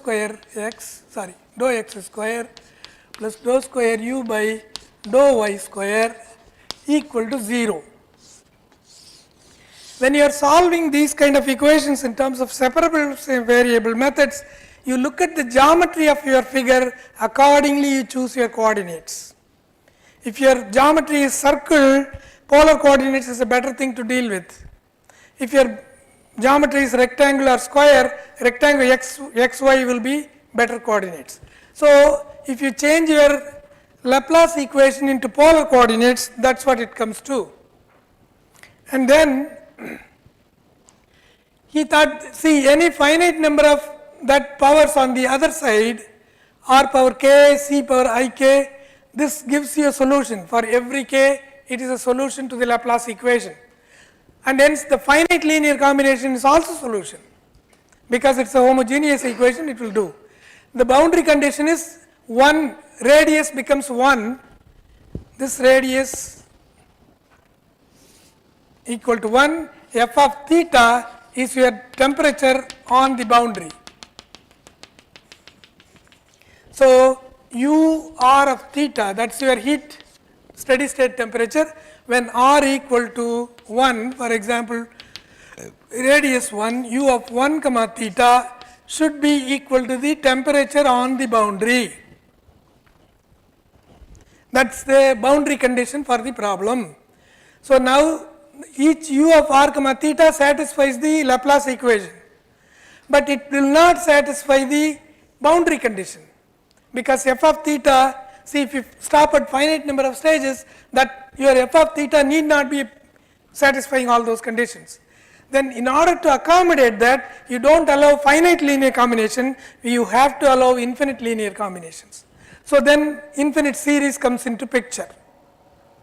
Then now you let r go to 1, then you get f of theta equal to this infinite series, infinite series, where you can find coefficients a k using the Fourier method in terms of this f of theta minus that gives you the Fourier coefficients.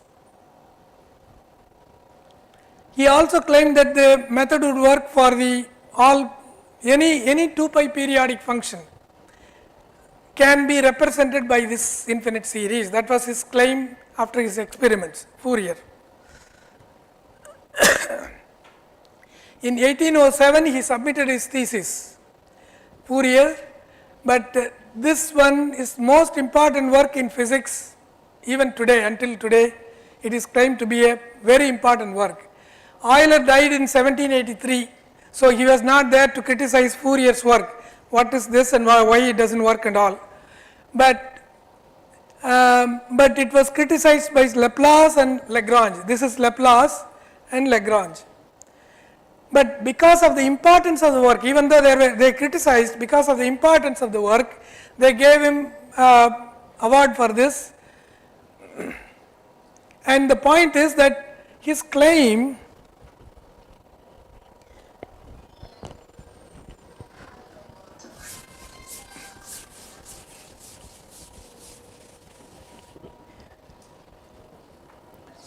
Fourier's claim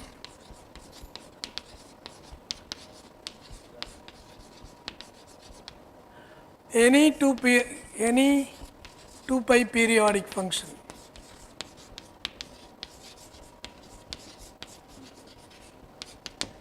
can be expressed as a Fourier series.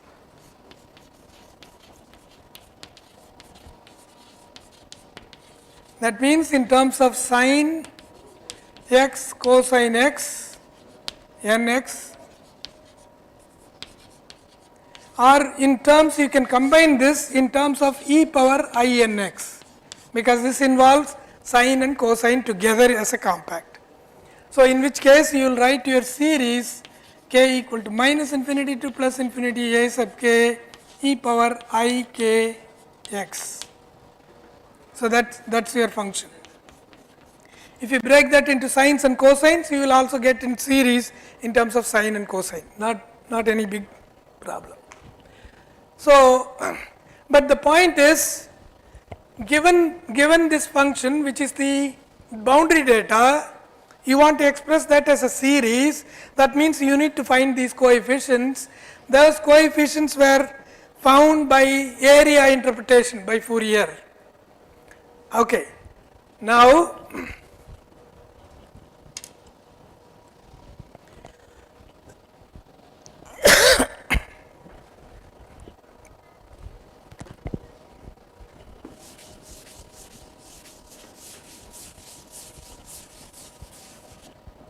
So, given a 2 pi periodic function,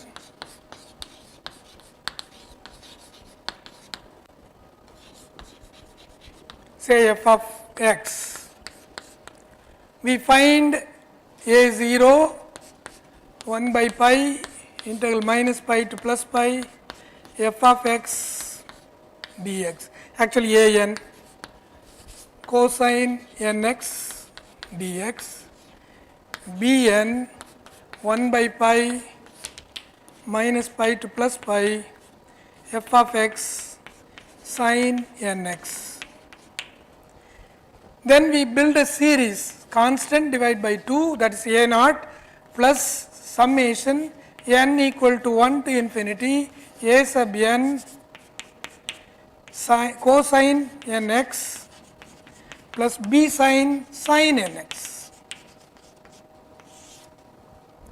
So, given this function, we use these formulas to find the Fourier series of that, which we all, I am sure all of you engineers also calculated that.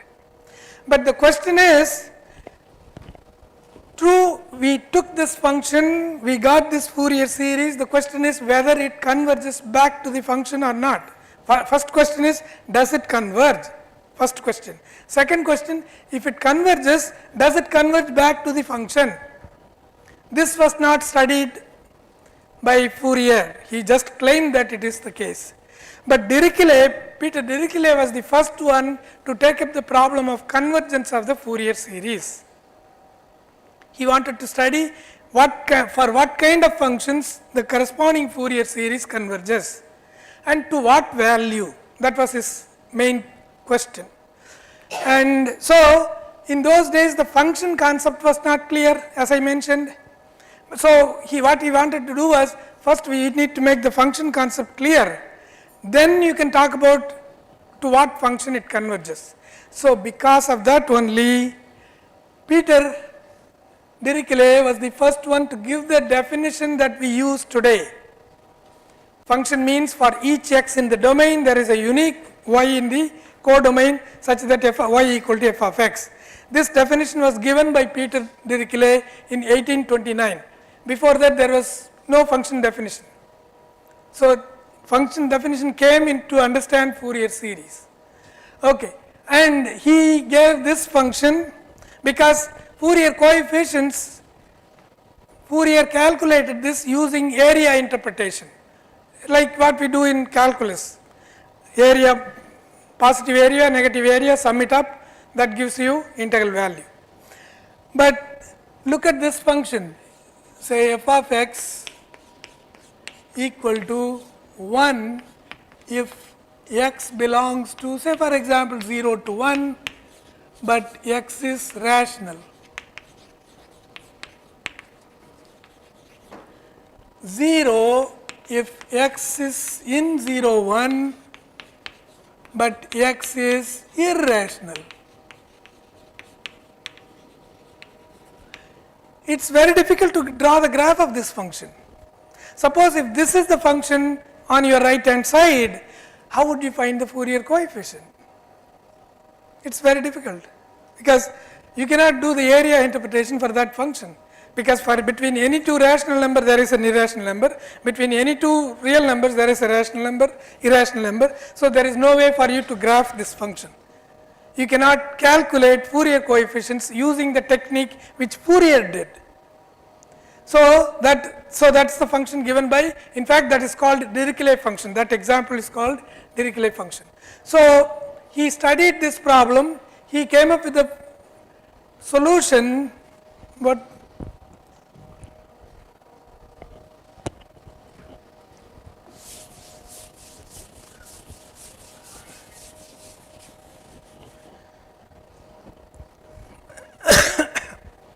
if your function is 2 pi periodic, this is Dirichlet's first theorem, not only Dirichlet's first theorem, this is the first theorem about convergence of Fourier series in the history.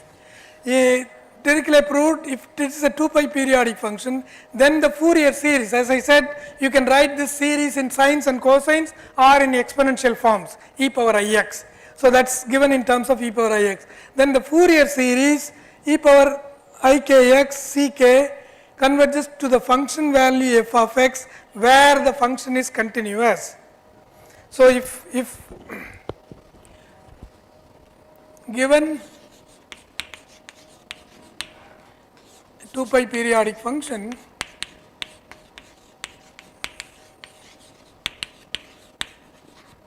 f of x, you calculate the Fourier series.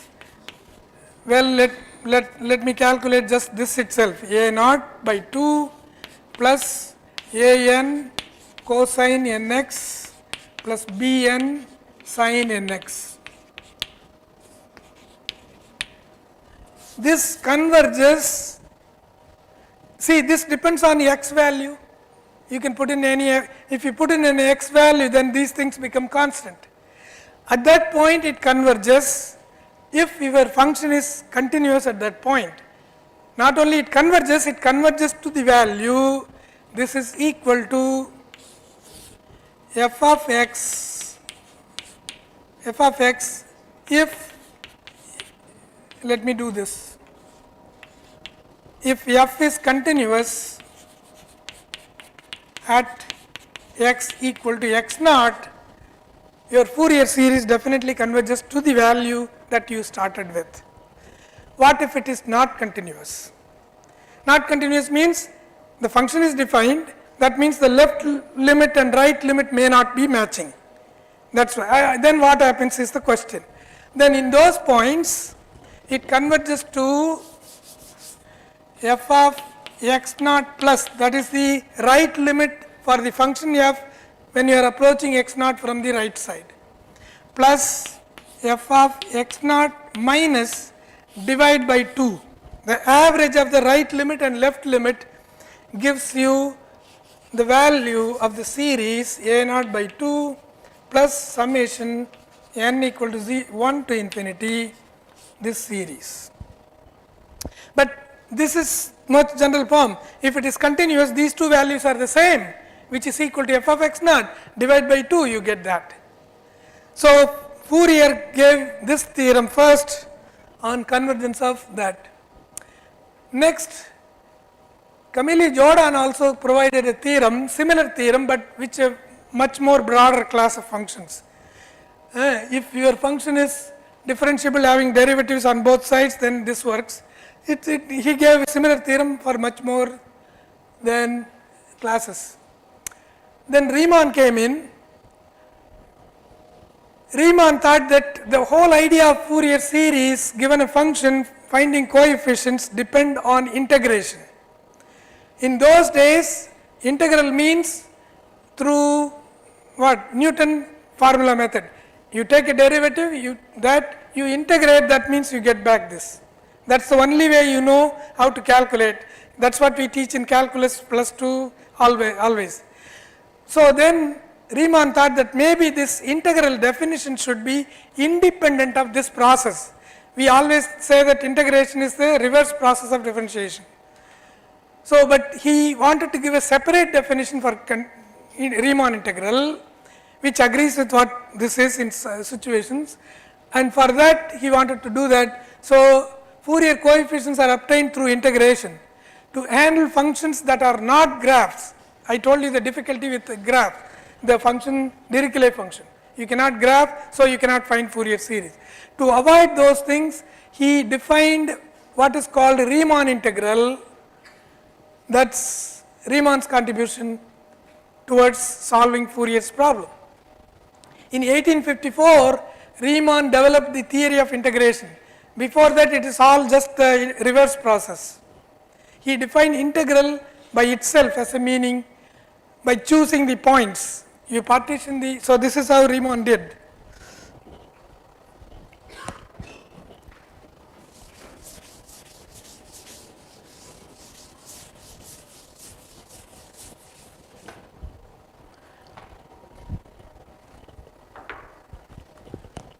So, your function is defined on an interval a to b. So, it may be looking like this. You partition the interval. So, this is x naught, that is a, x1, x2, this is xn. Then in between the subintervals you choose a point, evaluate the function value. That's, and here you choose evaluate the function value. You sum it. So this is summation k equal to 1 to n f of say ck. Let's call this point to be c1, this is c2 and like that. F of ck, the length of the subintervals, that is xk minus 1.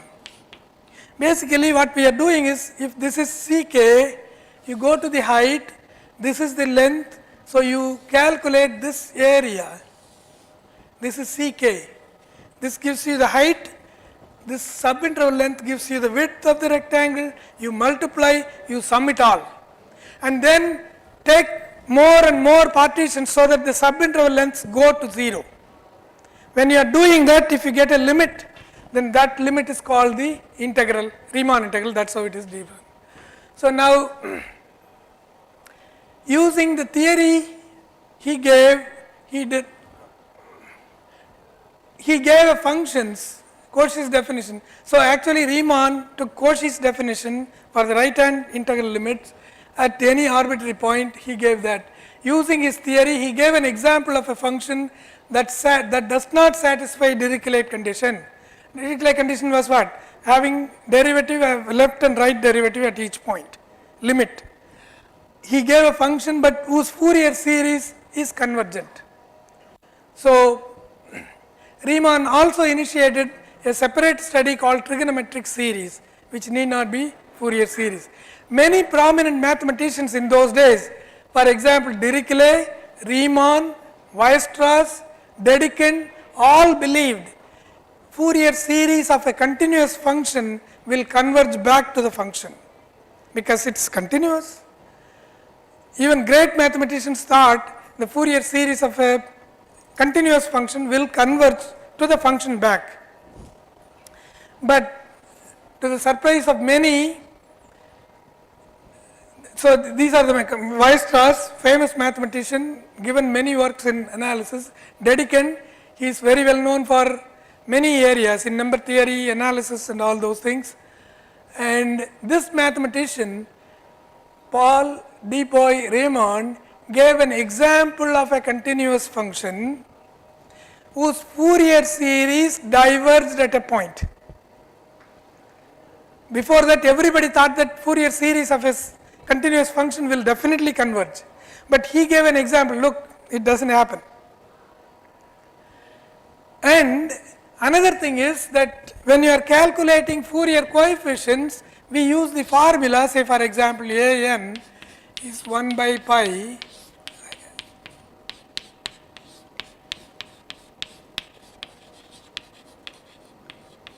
this is the, you calculate this using integral,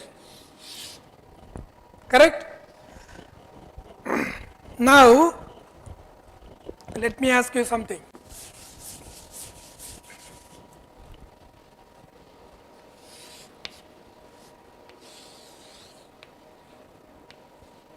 So this is f a to b. So integral a to b f of x dx represents what? Represents this area, isn't it? This is a positive function above the x axis. So the integral will give you area under the curve. So let's say this is a. I take the same function a to b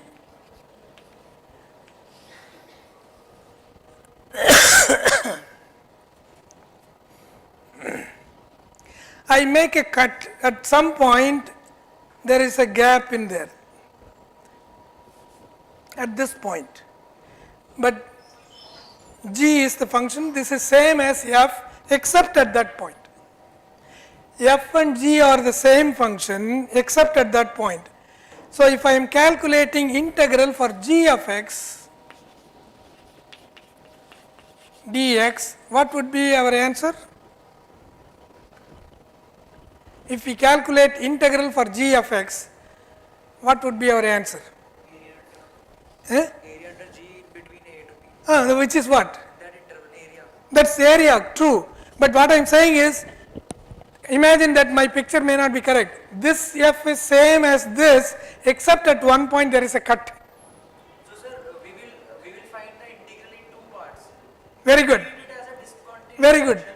So in other words, because these two functions are same except at one point, our answer to this will be, It will be area, but it is in the form of discontinuous function. that is okay, but ultimate answer will be what? A itself. Very good. Why go that far? You take a piece of cloth, area you can measure. I cut it there straight. That will be negligible. Still the same area. Meaning thereby, here is an important point.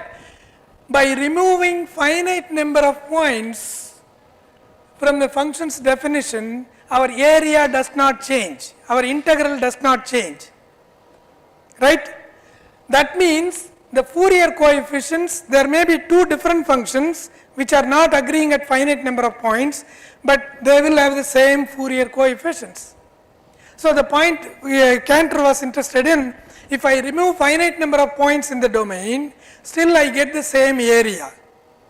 How many such points can I keep removing? I will have the same area.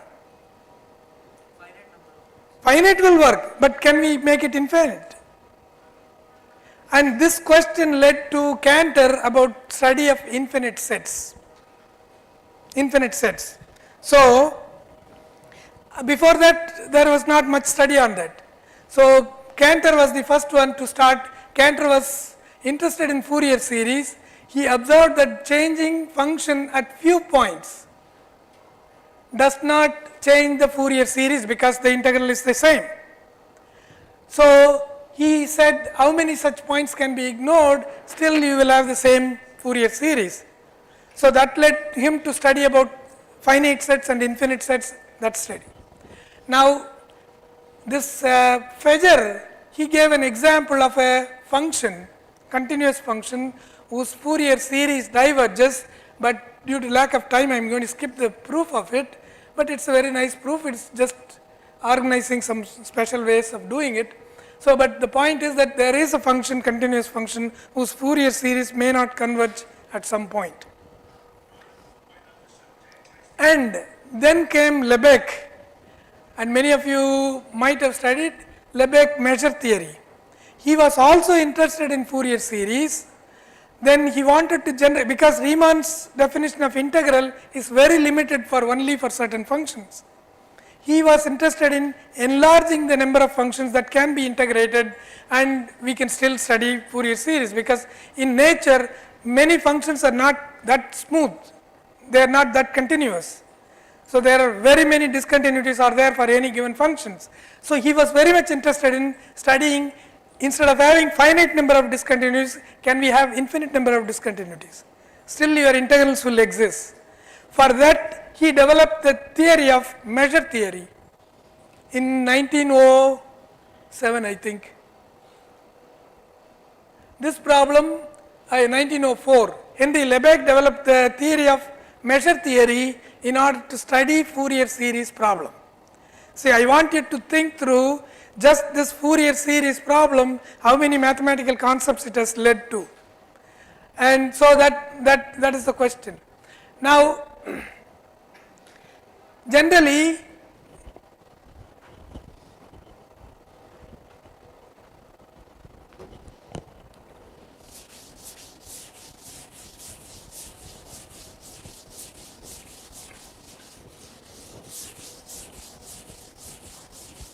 there is an interesting and very important problem in this area. Let me just outline to you what it is.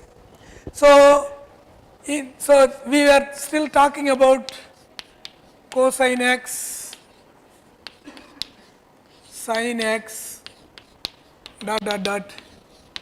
This is a kind of basis, it is called basis for representing integrable functions. But these things could be replaced by general functions, pi naught, pi 1 of x, pi 2 of x, which are called orthonormal basis. This can be done. See, when in engineering studies, people use orthonormal polynomials to approximate given functions. Those are the functions you could think of. So it's a general function. So the condition on these functions is, so integral over a to b pi k square of x dx is finite. That means they are all square integrable functions.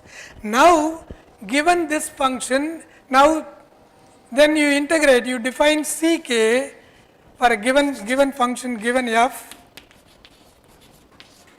you define ck to be integral a to b f of x.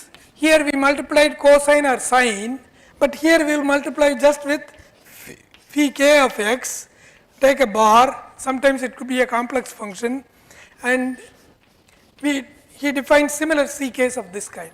Using this, you construct a series ck phi k of x. This is called abstract Fourier series. Abstract Fourier series, instead of sines and cosines, they are replaced by general functions like orthogonal polynomials, all those kind of things. And now in general, given this kind of basis, given a function, you find Fourier coefficients. These are called Fourier coefficients now. In general, this may not converge to f of x. Okay. Then people asked whether we can rearrange the basis. So instead of this order, move some function here, move some function there. That means you permute the set of basis elements. Then you look at the Fourier series for that. Does it converge? This is called rearrangement problem. And in fact, the Fourier series problem for this, in 1966, Leonard Carlson proved given any function whose square integral is finite, the Fourier series can be found that converges not at every point, but except on a set of measure 0. So like a countable points you remove. So that was the study, and Kolmogorov also asked similar problem, can we rearrange the basis, whether it happens. This problem is still open for general Fourier series. In 1966, Leonard Carlson proved that given any L2 function, that is a square integrable function, then the Fourier series of that trigonometric Fourier series this basis converges back to the function almost everywhere. That means except at some negligible set of points, for which he got the first Abel prize, because by the time he solved this problem, it was in 16, he was very old, but before that only Fields medal were there. So mathematicians thought that for achieving great miles after crossing 40, they created another prize, Abel prize, abelian group, all those things you might have heard, Abel prize. And he was given the Abel prize for that. Is there any Indian mathematician who got Abel prize? Indian born? Very good, very good. No, you know, but I am just SRS Varadan.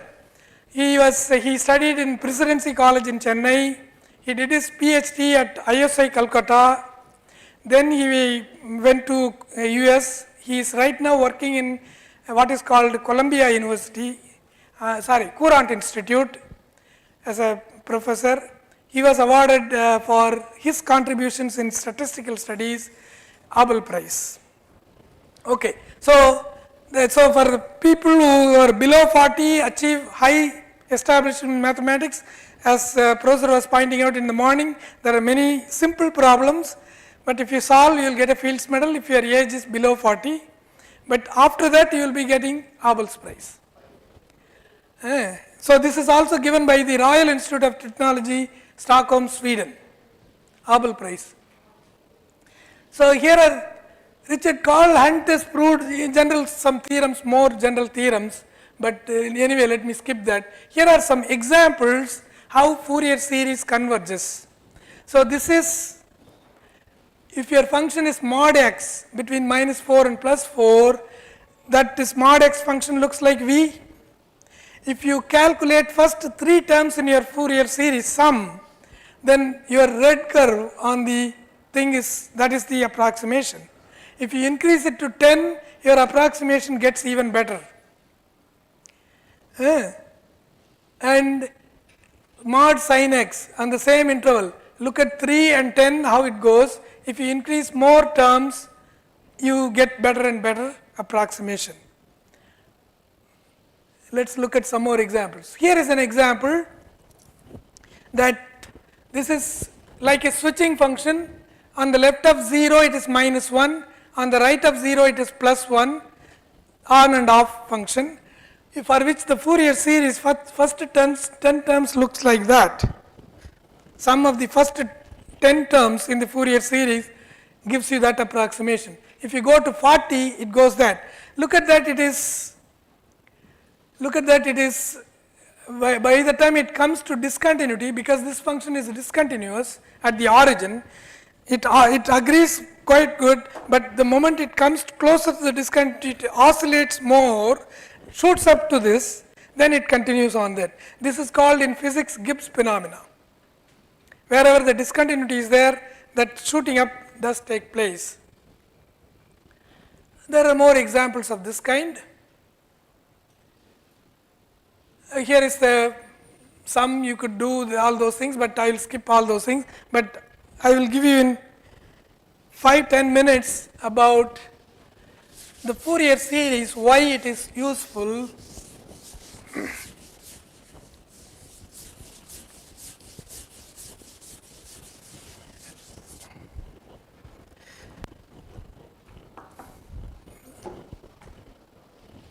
Suppose, so here is an interval A to B. Suppose I say India is great. It's a sound wave, isn't it? India is great. So it may be something like this. Let's take this is in 0 to 2 pi. We want to send this message to somebody else. We are not going to do any cryptography because I don't know, but how do we send it? If you want to send data points, see at 0 this is this, at some point here it is. So it is a set of all points x and y values. So x comma y values, x is between 0 to 2 pi and y is equal to f of x. This is the set of data we want to send for the other person to hear the same voice. But what is the size of this set? It's an uncountable set of data. Because 0 to 2 pi, there are uncountably many number of points x values, correspondingly you have y values. If you are trying to send this data across anywhere, then two things involved. One, the amount of data you have, this is uncountable, and it will cost you more. So the question is, can we do this little bit cheaper? We can send it in the form of packets. Packets? Which packets? Small data. No, but that also, see, for example, good point. So you are saying that you can break that into pieces and send, but even then the number of points on any given interval is an uncountable set. So the point is that it is too big of a data to send it cost effectively. So, but here is something, this is piecewise smooth function, correct? It has only one discontinuity. Okay. Now I am going to find the coefficients as an Fourier coefficients 1 by pi integral minus pi to pi f of x cosine nx dx bn 1 by pi minus pi to pi f of x sin nx dx. Okay. So we have now ANs, BNs, where n equal to 0, 1, 2, or maybe I will change it to n, A sub 0, n equal to 1, 2, 3. instead of sending this data as a set, this is the set we want to send. Instead of this, we can send this data, which is, what can you say about that set? It's countable. We have reduced the problem size of communicating from uncountable set of data to a countable set. Generalized solution. No, it is the same solution. So, what instead of sending this data, we will send it to our friend these coefficients A0, AN, BN. Our friend will do what he will do is, he will construct the Fourier series because he knows ANs and BNs.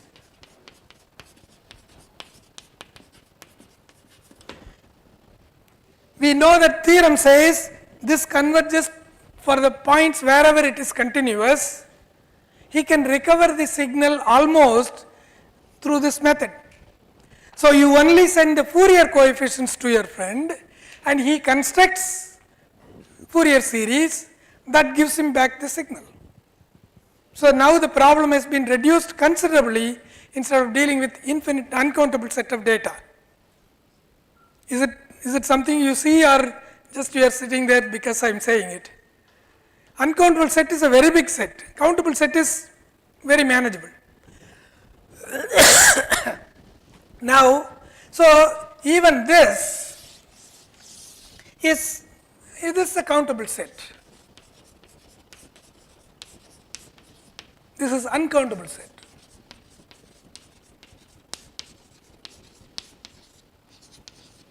So, we have problem of sending the uncountable set, we have reduced. Fourier series helps us to reduce to sending, communicating with only countable set of data, which reduces the size and hence the cost of sending, all those kind of things.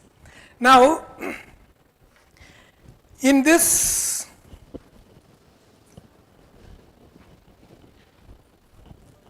in addition to this, once your Fourier coefficients are there, if you take limit n going to infinity, your Fourier coefficients go to 0.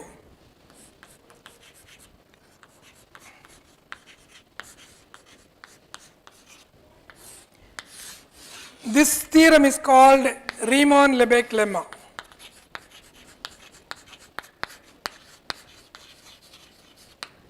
Theorem. Now, why is it important? Why is it important? See, to get the full signal, you have to send the countable set of data, but this tells me the contributions to the signal. So, this will give you f of x. Contributions to this signal from this set of data is these ANs, when n is very large, you can ignore them. This goes to 0. So, that means contributions when the frequency is higher is not contributing to your data that much. So, if you know how much error you can tolerate, you can even cut short this infinite series into finite series. So, if you know error, so for example, given error this much you can tolerate or something, then you find the n's where mod an is less than 0.00001. Similarly, mod bn less than 0.001, because they are very small, their contributions to your signal is very, very less. So, then this first n terms will give you almost your signal if you can tolerate little bit of losing your some noise or some errors. So, it reduces even to the finite cases, sending finite set of data. So, the Fourier series is very, very useful and powerful, but this function you can calculate. Well, let me see, there are many such examples relating to pi, all those things. So, I will stop at this point. Look at this, at the end, this Fourier development, this thing, these two problems gave rise to modern notion of function. That was one contribution. Second, Riemann theory of integration came into studying Fourier series problem. Third, there this in the process integration of term by term series, that is needed, that also came because of studying that, because when you are trying to find the Fourier series, you multiply sign, then you integrate term by term. That thing. Lebesgue theory of measure integration came into existence because of the study of Fourier series. Theory of infinite sets came into thing, and different kinds of convergence, like there is something called pointwise convergence, uniform convergence, convergence in measures, in many different modes of convergence. Those things came into Fourier series, and also there is called summability method. When a series fails to converge, you can average it, the coefficients. That's called summability method. That also came into existence. It is because of the Fourier series terms. Now, here are some references, but I will be very happy to answer questions. Feel free. I just want to highlight the development of Fourier series, which came from physics problem. See, not that mathematicians create they do create their own mathematics, but beyond that, physics has influenced mathematics in many important way. That's the whole idea of this presentation. Any questions, please? Okay, thank you very much. Yes, yes, sir. I think you mentioned Carlsen get the first Nobel Prize. I think that was the first Nobel Prize. No? JP Seth got the first. Who? JP Seth, sir. JP Seth. Okay, which year? 2003. And 4 is Sir Michael Atiyah. He was 2006, right? Yeah. Okay, yes. Thanks for the correction. So he was the third one, right? Fourth one. Okay, thank you. JP Seth is the first person, then followed by Michael Michael Atiyah. Atiyah. Atiyah is the second person. Okay, good. Gordon got 2007. 2007, yes. Thank you very much. Thank you.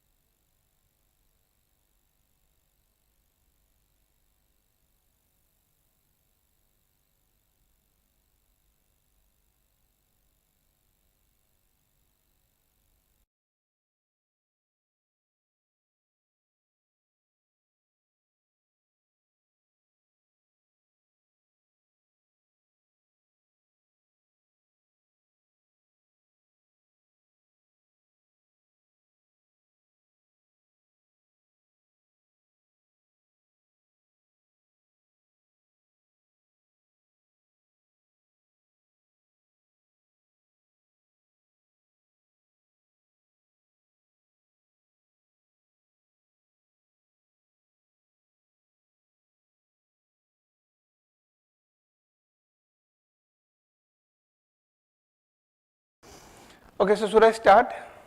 No, listen. Or you need some break for 1 or 2 minutes? Break? Yeah, somebody said break, sir. Okay.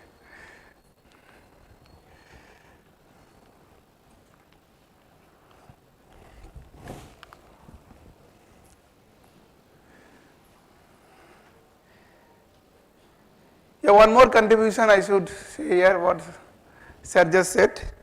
One more thing came out of these studies actually, which is also part of Riemann thesis, which is called analytic continuation. He probably forgot to mention, while he was studying these problems, he developed the idea of analytic continuation along with this Riemann integral. And this was part of Riemann thesis. Riemann was a student that time. So you understand? So I just mentioned from your work, sir. Yes. One more study actually came out of this work of Riemann, that is called analytic continuation. That's what I was Yeah. first, but No. So from these studies of Fourier series, no. Riemann got the idea of analytic continuation. When you are talking about that if you have more than one branches, then what do you do? So they should match on the common point, right? So this is very important idea, which was a part of Riemann thesis also. Around that time Riemann got the same idea of analytic continuation, like Riemann integral, yes. So this is also contribution from Fourier, studies of Fourier, you should say. Okay, so let me start. So yeah, so I just chose this title, what is a zeta function, but most probably I am going to concentrate on something called Riemann zeta functions. Later part we can discuss some more type of zeta functions. Okay. So let me start with these things. So this is this George Bernard Riemann, and so Riemann zeta function actually defined by this digital series of this form zeta s is of the form of sum over 1 power s n greater than 1 greater than equal to 1, and this is true for real power of s greater than 1 where it is absolutely convergent. You can easily prove that this function is absolutely convergent in that right half plane of real power of s bigger than 1. Okay. But that unfortunately Riemann is not the first person who studied this function. Actually this study actually came much before Riemann, and the first breakthrough is due to Leonardo Euler, who was studying these problems, what Professor Juvaraj was discussing yesterday, that what happened to this kind of sums.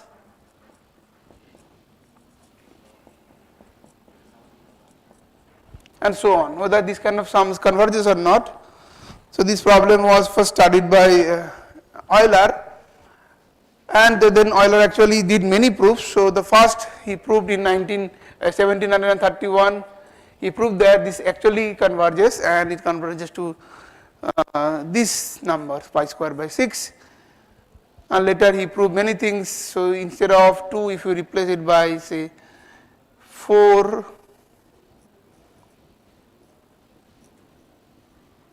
and so on, then also this converges by pi power 4 by 90 and so on.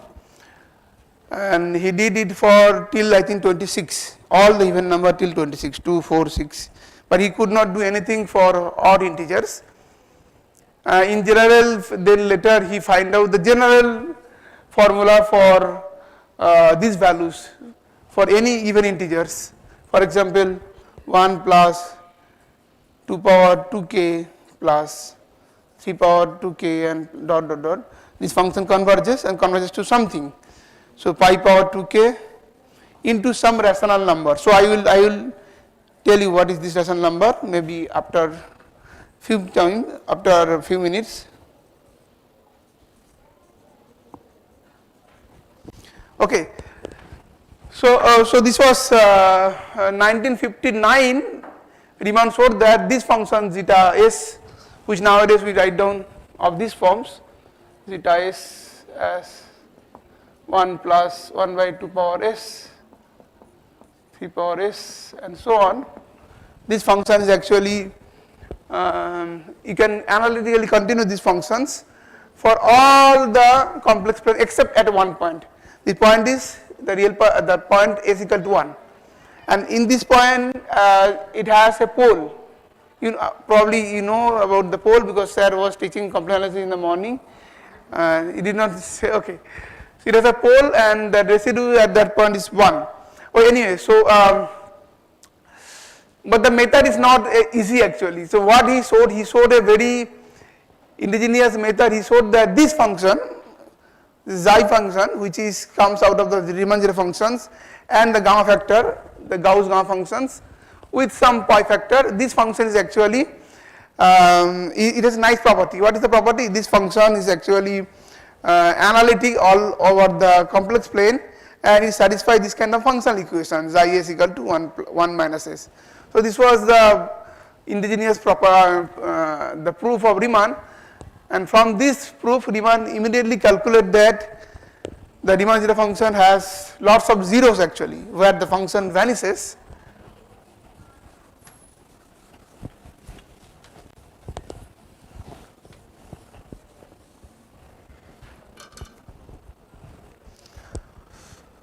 Okay, so so for example, so let me just give you this idea one by little bit, then you will understand. So this function has this half time. What happened?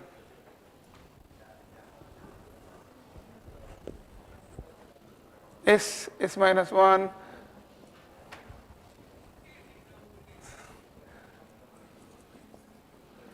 gamma s by 2, and then zeta s. So this function is entire functions, and it has, in fact, this function not only entire function, this function has no zeros also. So this is not only entire functions. And then, so from this, Riemann what find out? Riemann knew that this gamma function has lots of poles actually, and that comes from the work of Gauss. Fortunately, Gauss was the teacher of Riemann. Riemann was Gauss' PhD student. So Riemann already knew the Gauss work, and Gauss already showed that this function has lots of poles actually. In fact, we can easily prove that. For example, you know that this kind of functional equation you must have learned in engineering. Gamma s equal to s gamma s. Okay, so originally gamma function was defined in terms of Mellin transform for real power of s bigger than 0, but you can also define this function of these forms, the gamma s plus 1 by s, and it is clear to show that it has a pole at s equal to 0. Similarly, if you want to find out for s minus 1, you can find out the pole at s equal to minus 1 and so on. So what does that mean? That means the gamma function, it has poles at all these points, 0, minus 1, minus 2, minus 3, all the negative integer along with 0. Now what Riemann understood? Riemann understood that once this function entire and this has no zeros and poles, so the poles of this function must be cancelled out the zeros of the Riemann zero functions. So wherever the poles of this function has, there must be a zero of Riemann zero function sitting there which cancels those poles. Okay. And it is clear now that this gamma s by 2 has, now you know that it has poles as minus 2, minus 4, minus 3, all the negative integers, and hence the Riemann zero function also has zeros at those points. So Riemann zero functions has real zeros at those points, right? Negative integers. Okay, except, so obviously from here the pole at 0 will cancel out by the zeros of this function s, so there will be no poles, but still you have one more element, see, s minus 1. Now how to cancel out this s minus 1? So there must be so these zeros of this function must be cancelled out by the poles of this function, and that was clear that Riemann zero function has a pole at s equal to 1. So this was the ingenious proof of Riemann. But the Riemann realized that these are not only the zeros of Riemann zero function, there are many more zeros, and he himself found out many zeros which are not only real zeros, they are complex zeros. And he found out that there is a very peculiar similarity between those zeros. Those zeros are actually sitting on a line. This line is called, so this is the line, real part of s equal to half line. This is the line.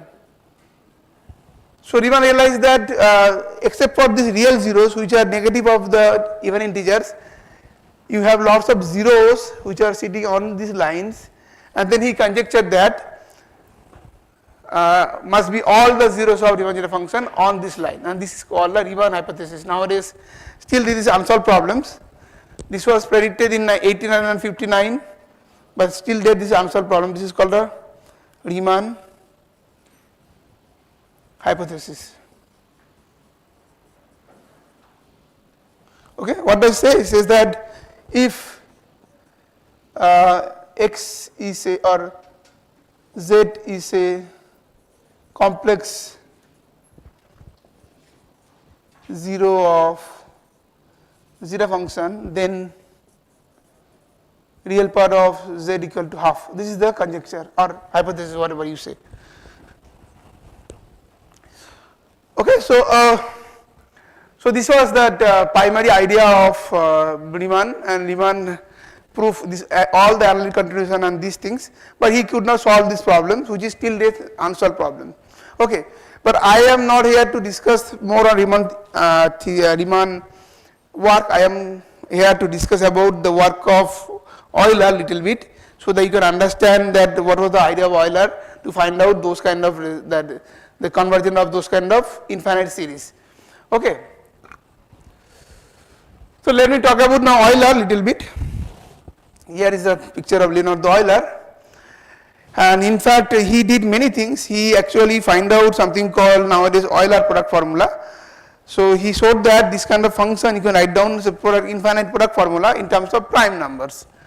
Okay, and this is nothing but whatever we discussed in the morning. Probably you remember fundamental theorem of arithmetic, that every natural number can be written as product of prime numbers and powers up to their factors. So this is a unique representation if you consider the factors, position of the factors, like 2 square, 3 square and 3 square, 2 square are same actually. The position does not matter. Then this idea actually triggers Euler to understand that even this kind of sum can be written as product of this kind of factors, and this factor involve only primes. Okay. But unfortunately the Riemann proof, Euler proof was also not rigorous. Euler proof was missing something, but later on Hadamard and other people proved that things. Now let me discuss about this idea what I was telling. Riemann showed that thing in 1731 that this series converges to pi squared by 6, and nowadays we call this is a zeta 2. Zeta 2 means what? So you substitute s equal to 2 here, then you will get this series. S equal to 2 is 1 plus 2 square plus 3 square, 4 square and so on. Then for s equal to 4, zeta 4 is of this form, pi square by 90 and so on. In fact, he find out these results for general even integers, and he find out this result in terms of Bernoulli's number. Okay. So I will discuss about Bernoulli, and here is the Bernoulli. Probably you have learned about Daniel Bernoulli in the previous talks. Professor Jubaraz was talking about Daniel Bernoulli. Jacob Bernoulli was the father of Daniel Bernoulli. Okay, so they have, like, in their family there are 12 or 14 mathematicians, all are mathematicians and physicists. Daniel Bernoulli, Edward Bernoulli, Jacob Bernoulli, Jacques Bernoulli, all are working in mathematics and physics. So, so what are Bernoulli numbers? Let me just discuss a little bit. So let me define by these. So this B0 is 1, and then B1 is minus half and so on, B2 is 1 by 6, this is minus 1 by 30 and so on. Okay. In general, so there are many representations. So let me give you this something called generating functions. So generating functions of Bernoulli numbers are defined by this t over e power t minus 1, and you can see that when you define this function, you write down of these forms.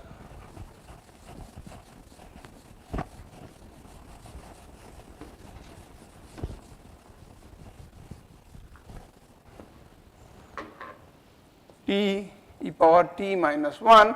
So you can express this in terms of power series. So it will be of the form 1 plus t plus t square by factorial 2, something like that, right? T cube by factorial 3 and so on. And then you have a minus 1 here, right?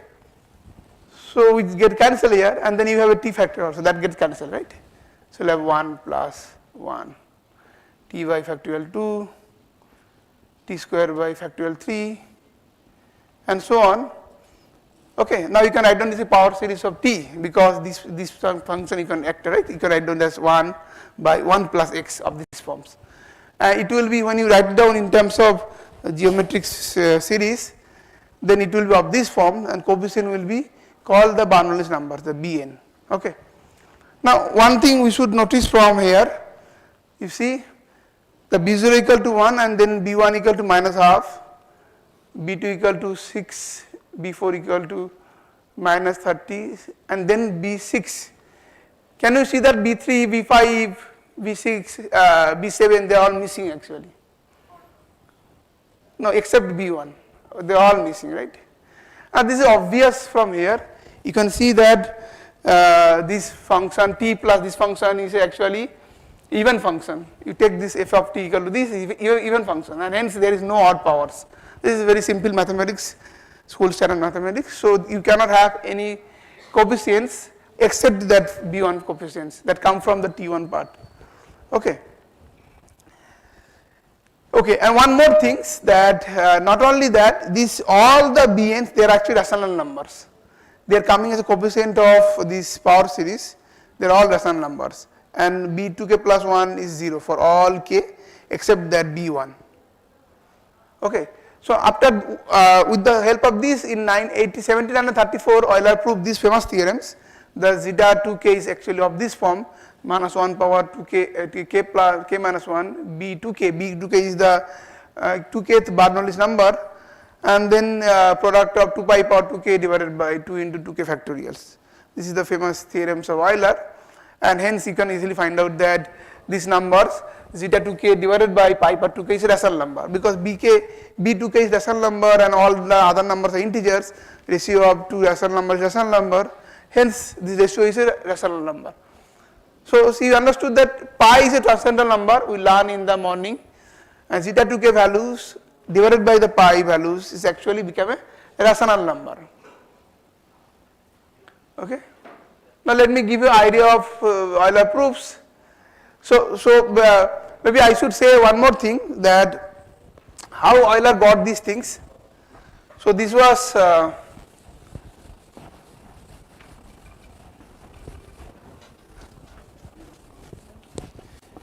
so we start with the polynomial. Suppose I know a polynomial and I know all the roots.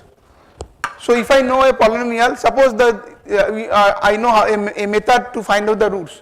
So can I write down the polynomial in terms of the roots? Is there any way to write down a polynomial x square minus 2? How to write down in terms of roots? X plus root 2 x into x minus root 2, right? A factor of all the roots, right? And can you do the reverse process? Suppose you know all the roots, can you write the polynomial? So you can write down polynomial in terms of factors, and if given a roots, then you can write down the polynomial, right?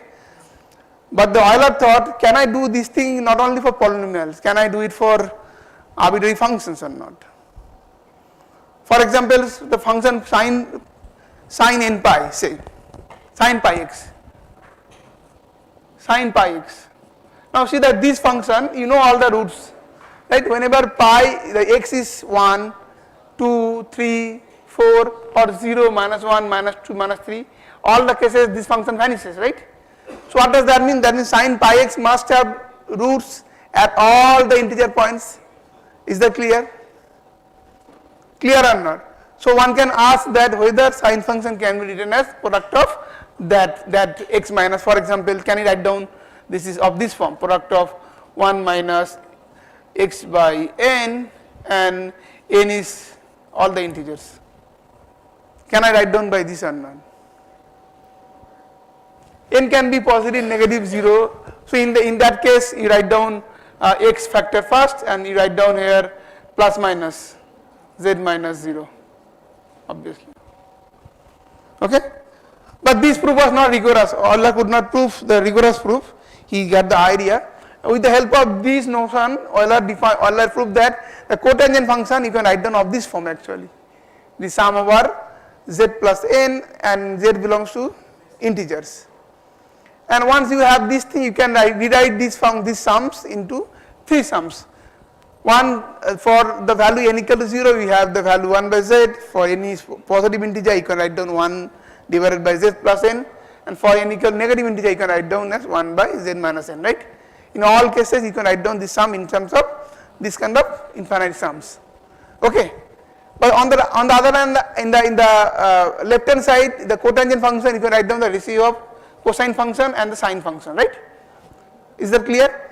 And also you know that series forms of sine function, cosine functions, you can write down both sides. Okay. Now this is a simple way of calculation. You write down the expression and find out the coefficient. Once you do these things, you will find out that these sums has very nice forms in terms of Riemann zeta function. Can you see the Riemann zeta function here? Here. Okay. See, it comes here. Okay. So this is the Riemann zeta function appear here, which is coefficient of z to the power 2k plus 1. On the other hand, on the left hand side, you can find out the series here and find out the coefficient of z to the power 2k plus 1. Okay. Once you find out that thing, then you find out, and also you know these functions. This is a generating function for Bernoulli's numbers. So the Bernoulli's number comes into pictures, and with the help of that, Riemann finally find out this result. Zeta 2k is of these forms. Pi per 2k into some kind of rational numbers. You understood?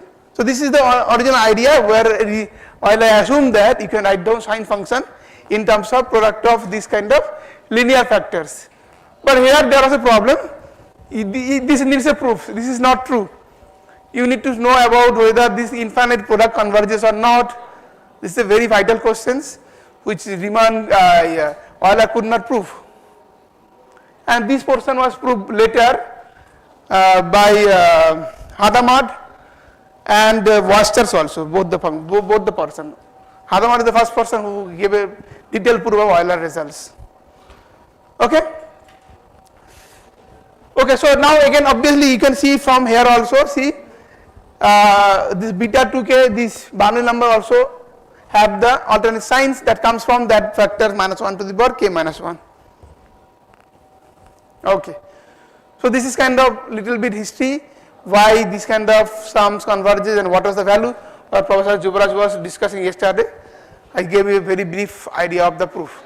Now let me start about what we are discussing a little bit in the morning, maybe discuss here also. For example, I discussed about something called transcendental number in the morning. Probably you remember, some of you. Okay, so transcendental number are those numbers which are not satisfy any kind of polynomial equations over rational numbers. Those numbers are called transcendental numbers. Okay, and then I gave example that rational numbers are algebraic numbers. Similarly, you have irrational numbers which are also algebraic numbers. You have complex numbers which are also algebraic numbers, and then the number which does not satisfy any kind of this polynomial equation, they are called the transcendental number. This I already discussed in the morning. Okay, and let me discuss one very important problems. The problem is that so far we learned that zeta 2k is some pi power 2k into some rational number, right? Into some rational number. So q is some rational number which involves Bernoulli number, right? So it is clear that these values of special values of Riemann function has to be a transcendental number. There is no other ways, because this is a rational number, right? But what about the value of this number, zeta 3 or zeta 5 or zeta 7? Do you have any idea whether they are rational, irrationals, transcendentals, algebraic?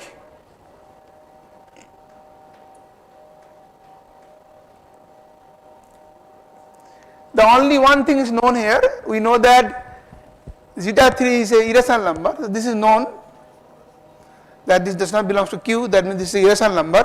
Other than that, we have no other results. Nothing is known. Okay, nothing is known about what type of number is this. Okay.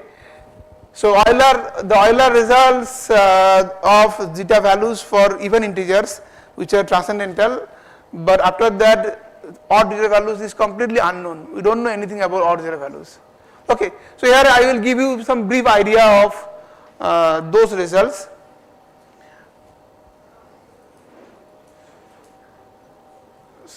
I think all people are tired completely. Okay, so maybe if you don't like, then maybe I can stop, no problem. So should I go ahead? Okay. Okay, now people, this is last talk, people are all tired. Okay, so let me start with this result of Lindemann. Lindemann proved that pi is a transcendental number which actually solved these problems of Euler, saying that zeta 2k's are transcendental numbers. But obviously you can have these open problems, that what about zeta values at odd integers, zeta 2k plus 1, is this an irrational number, transcendental number? Nothing is known except for 3. What about the ratio of this number, zeta 2k plus 1 divided by pi per 2k plus 1? This number of rational, irrational, transcendental, nothing is known. In fact, what about these numbers? If you choose the numbers simultaneously, do you have any relations? And there is a Fogler conjecture that tells you that these numbers are something called algebraically independent.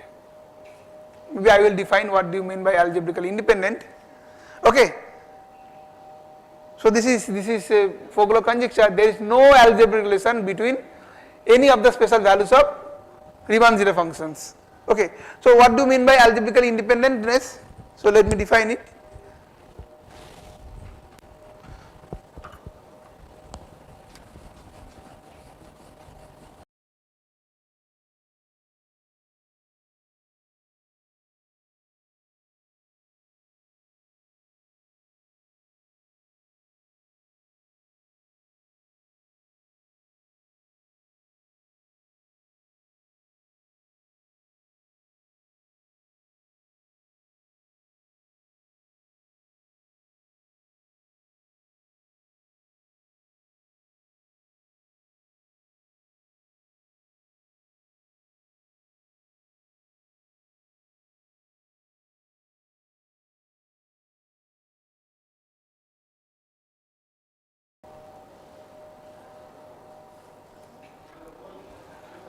So what does that mean? That means even if you have transcendental numbers and if you have more than one transcendental number, they may not be algebraically independent, they can be algebraically dependent. Okay.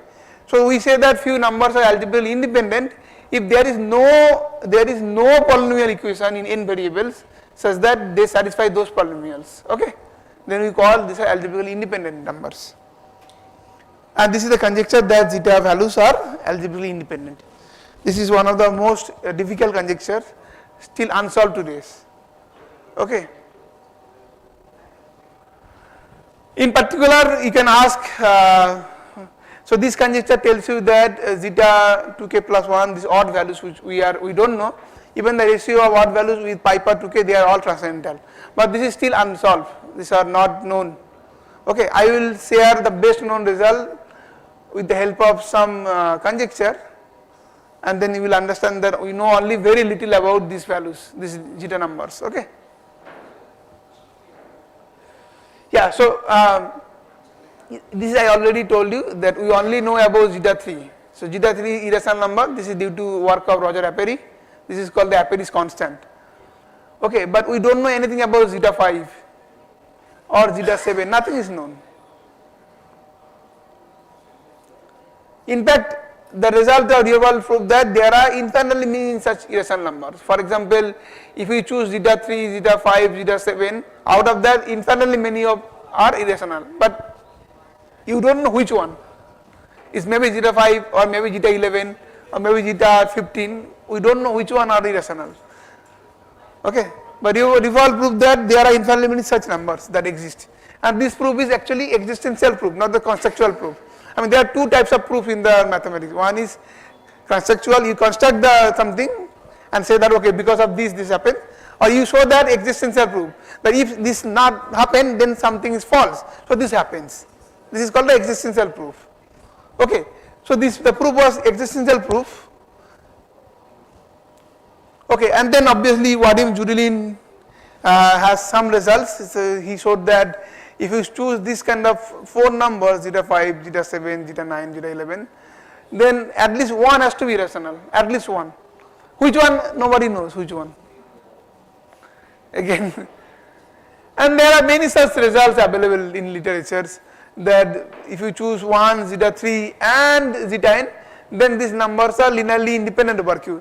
Linearly independent means that except one, that implies that these numbers are also irrational numbers. That's why these, if you take the vector space formed by 1, zeta 3 and zeta n over Q, they have dimension 3. So that means that zeta 3 and zeta n must be linearly independent, and this n is one of the n in between 5 to 69. These are also existential proof. Okay, there are so many such results exist. Maybe I don't want to make you bored. Okay, so let me just even you can ask the question with the values of logarithms. Say we know the logarithm of any algebraic number is a transcendental number. For example, log 2 is a transcendental number, log 3 is a transcendental number, log of any algebraic number is a transcendental number. This is also known. Okay, but we don't know whether 1 log 2, and if you choose some odd integers, whether zeta n or zeta m are linear, I mean they are irrational or not. We know that they are linearly independent only.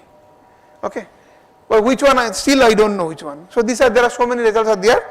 Now let us discuss about the theory of Hurwitz, which actually helps us to understand more about this class of numbers. Okay, so what Hurwitz did is Hurwitz actually factors the Riemann zero functions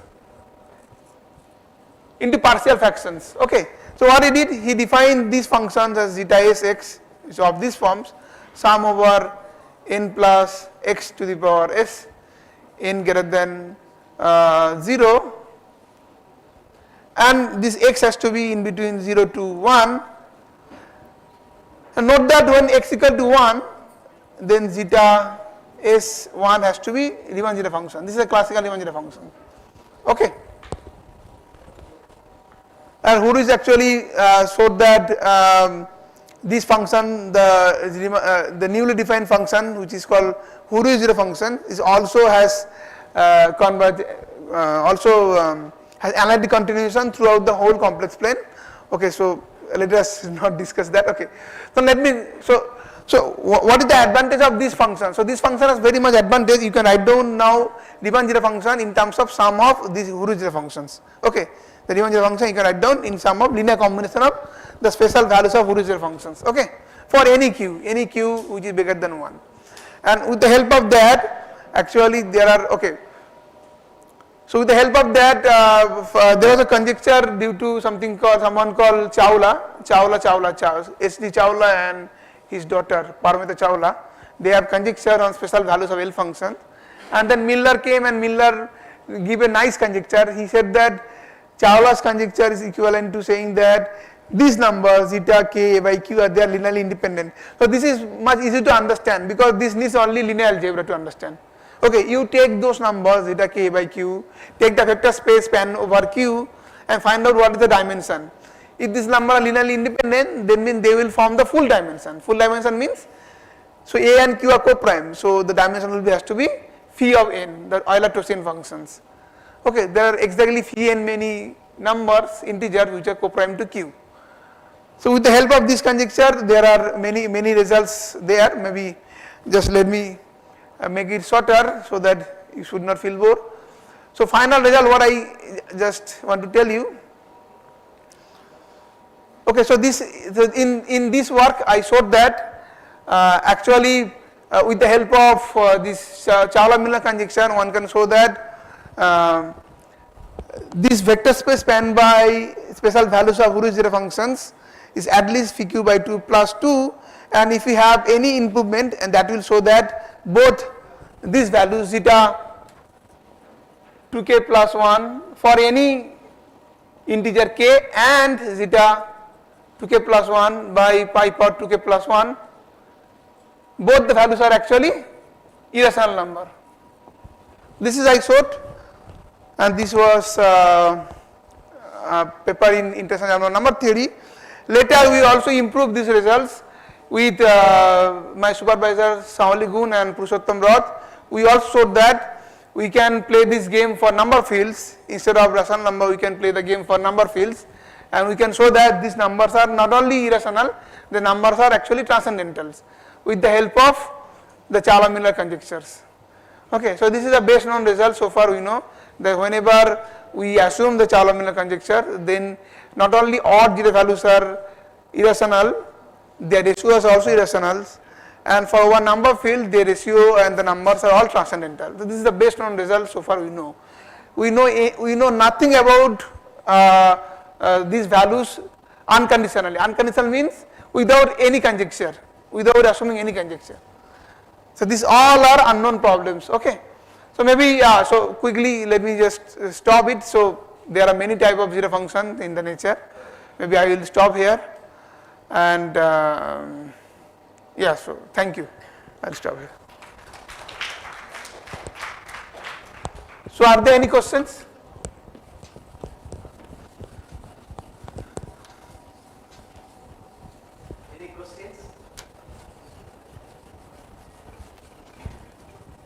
here in the concluding part of the workshop. So I thank all the participants. Okay. If you have any issues related to this lecture or other kinds of mathematics, please be in touch with the speakers. Okay. So we'll be happy to answer by email if you have any.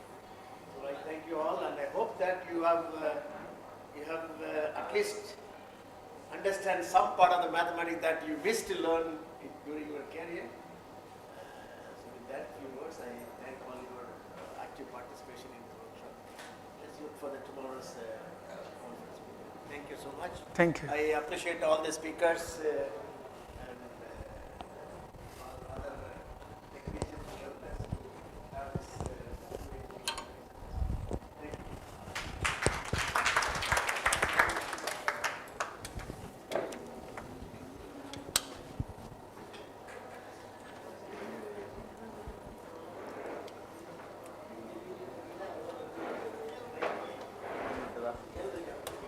Yeah, we can.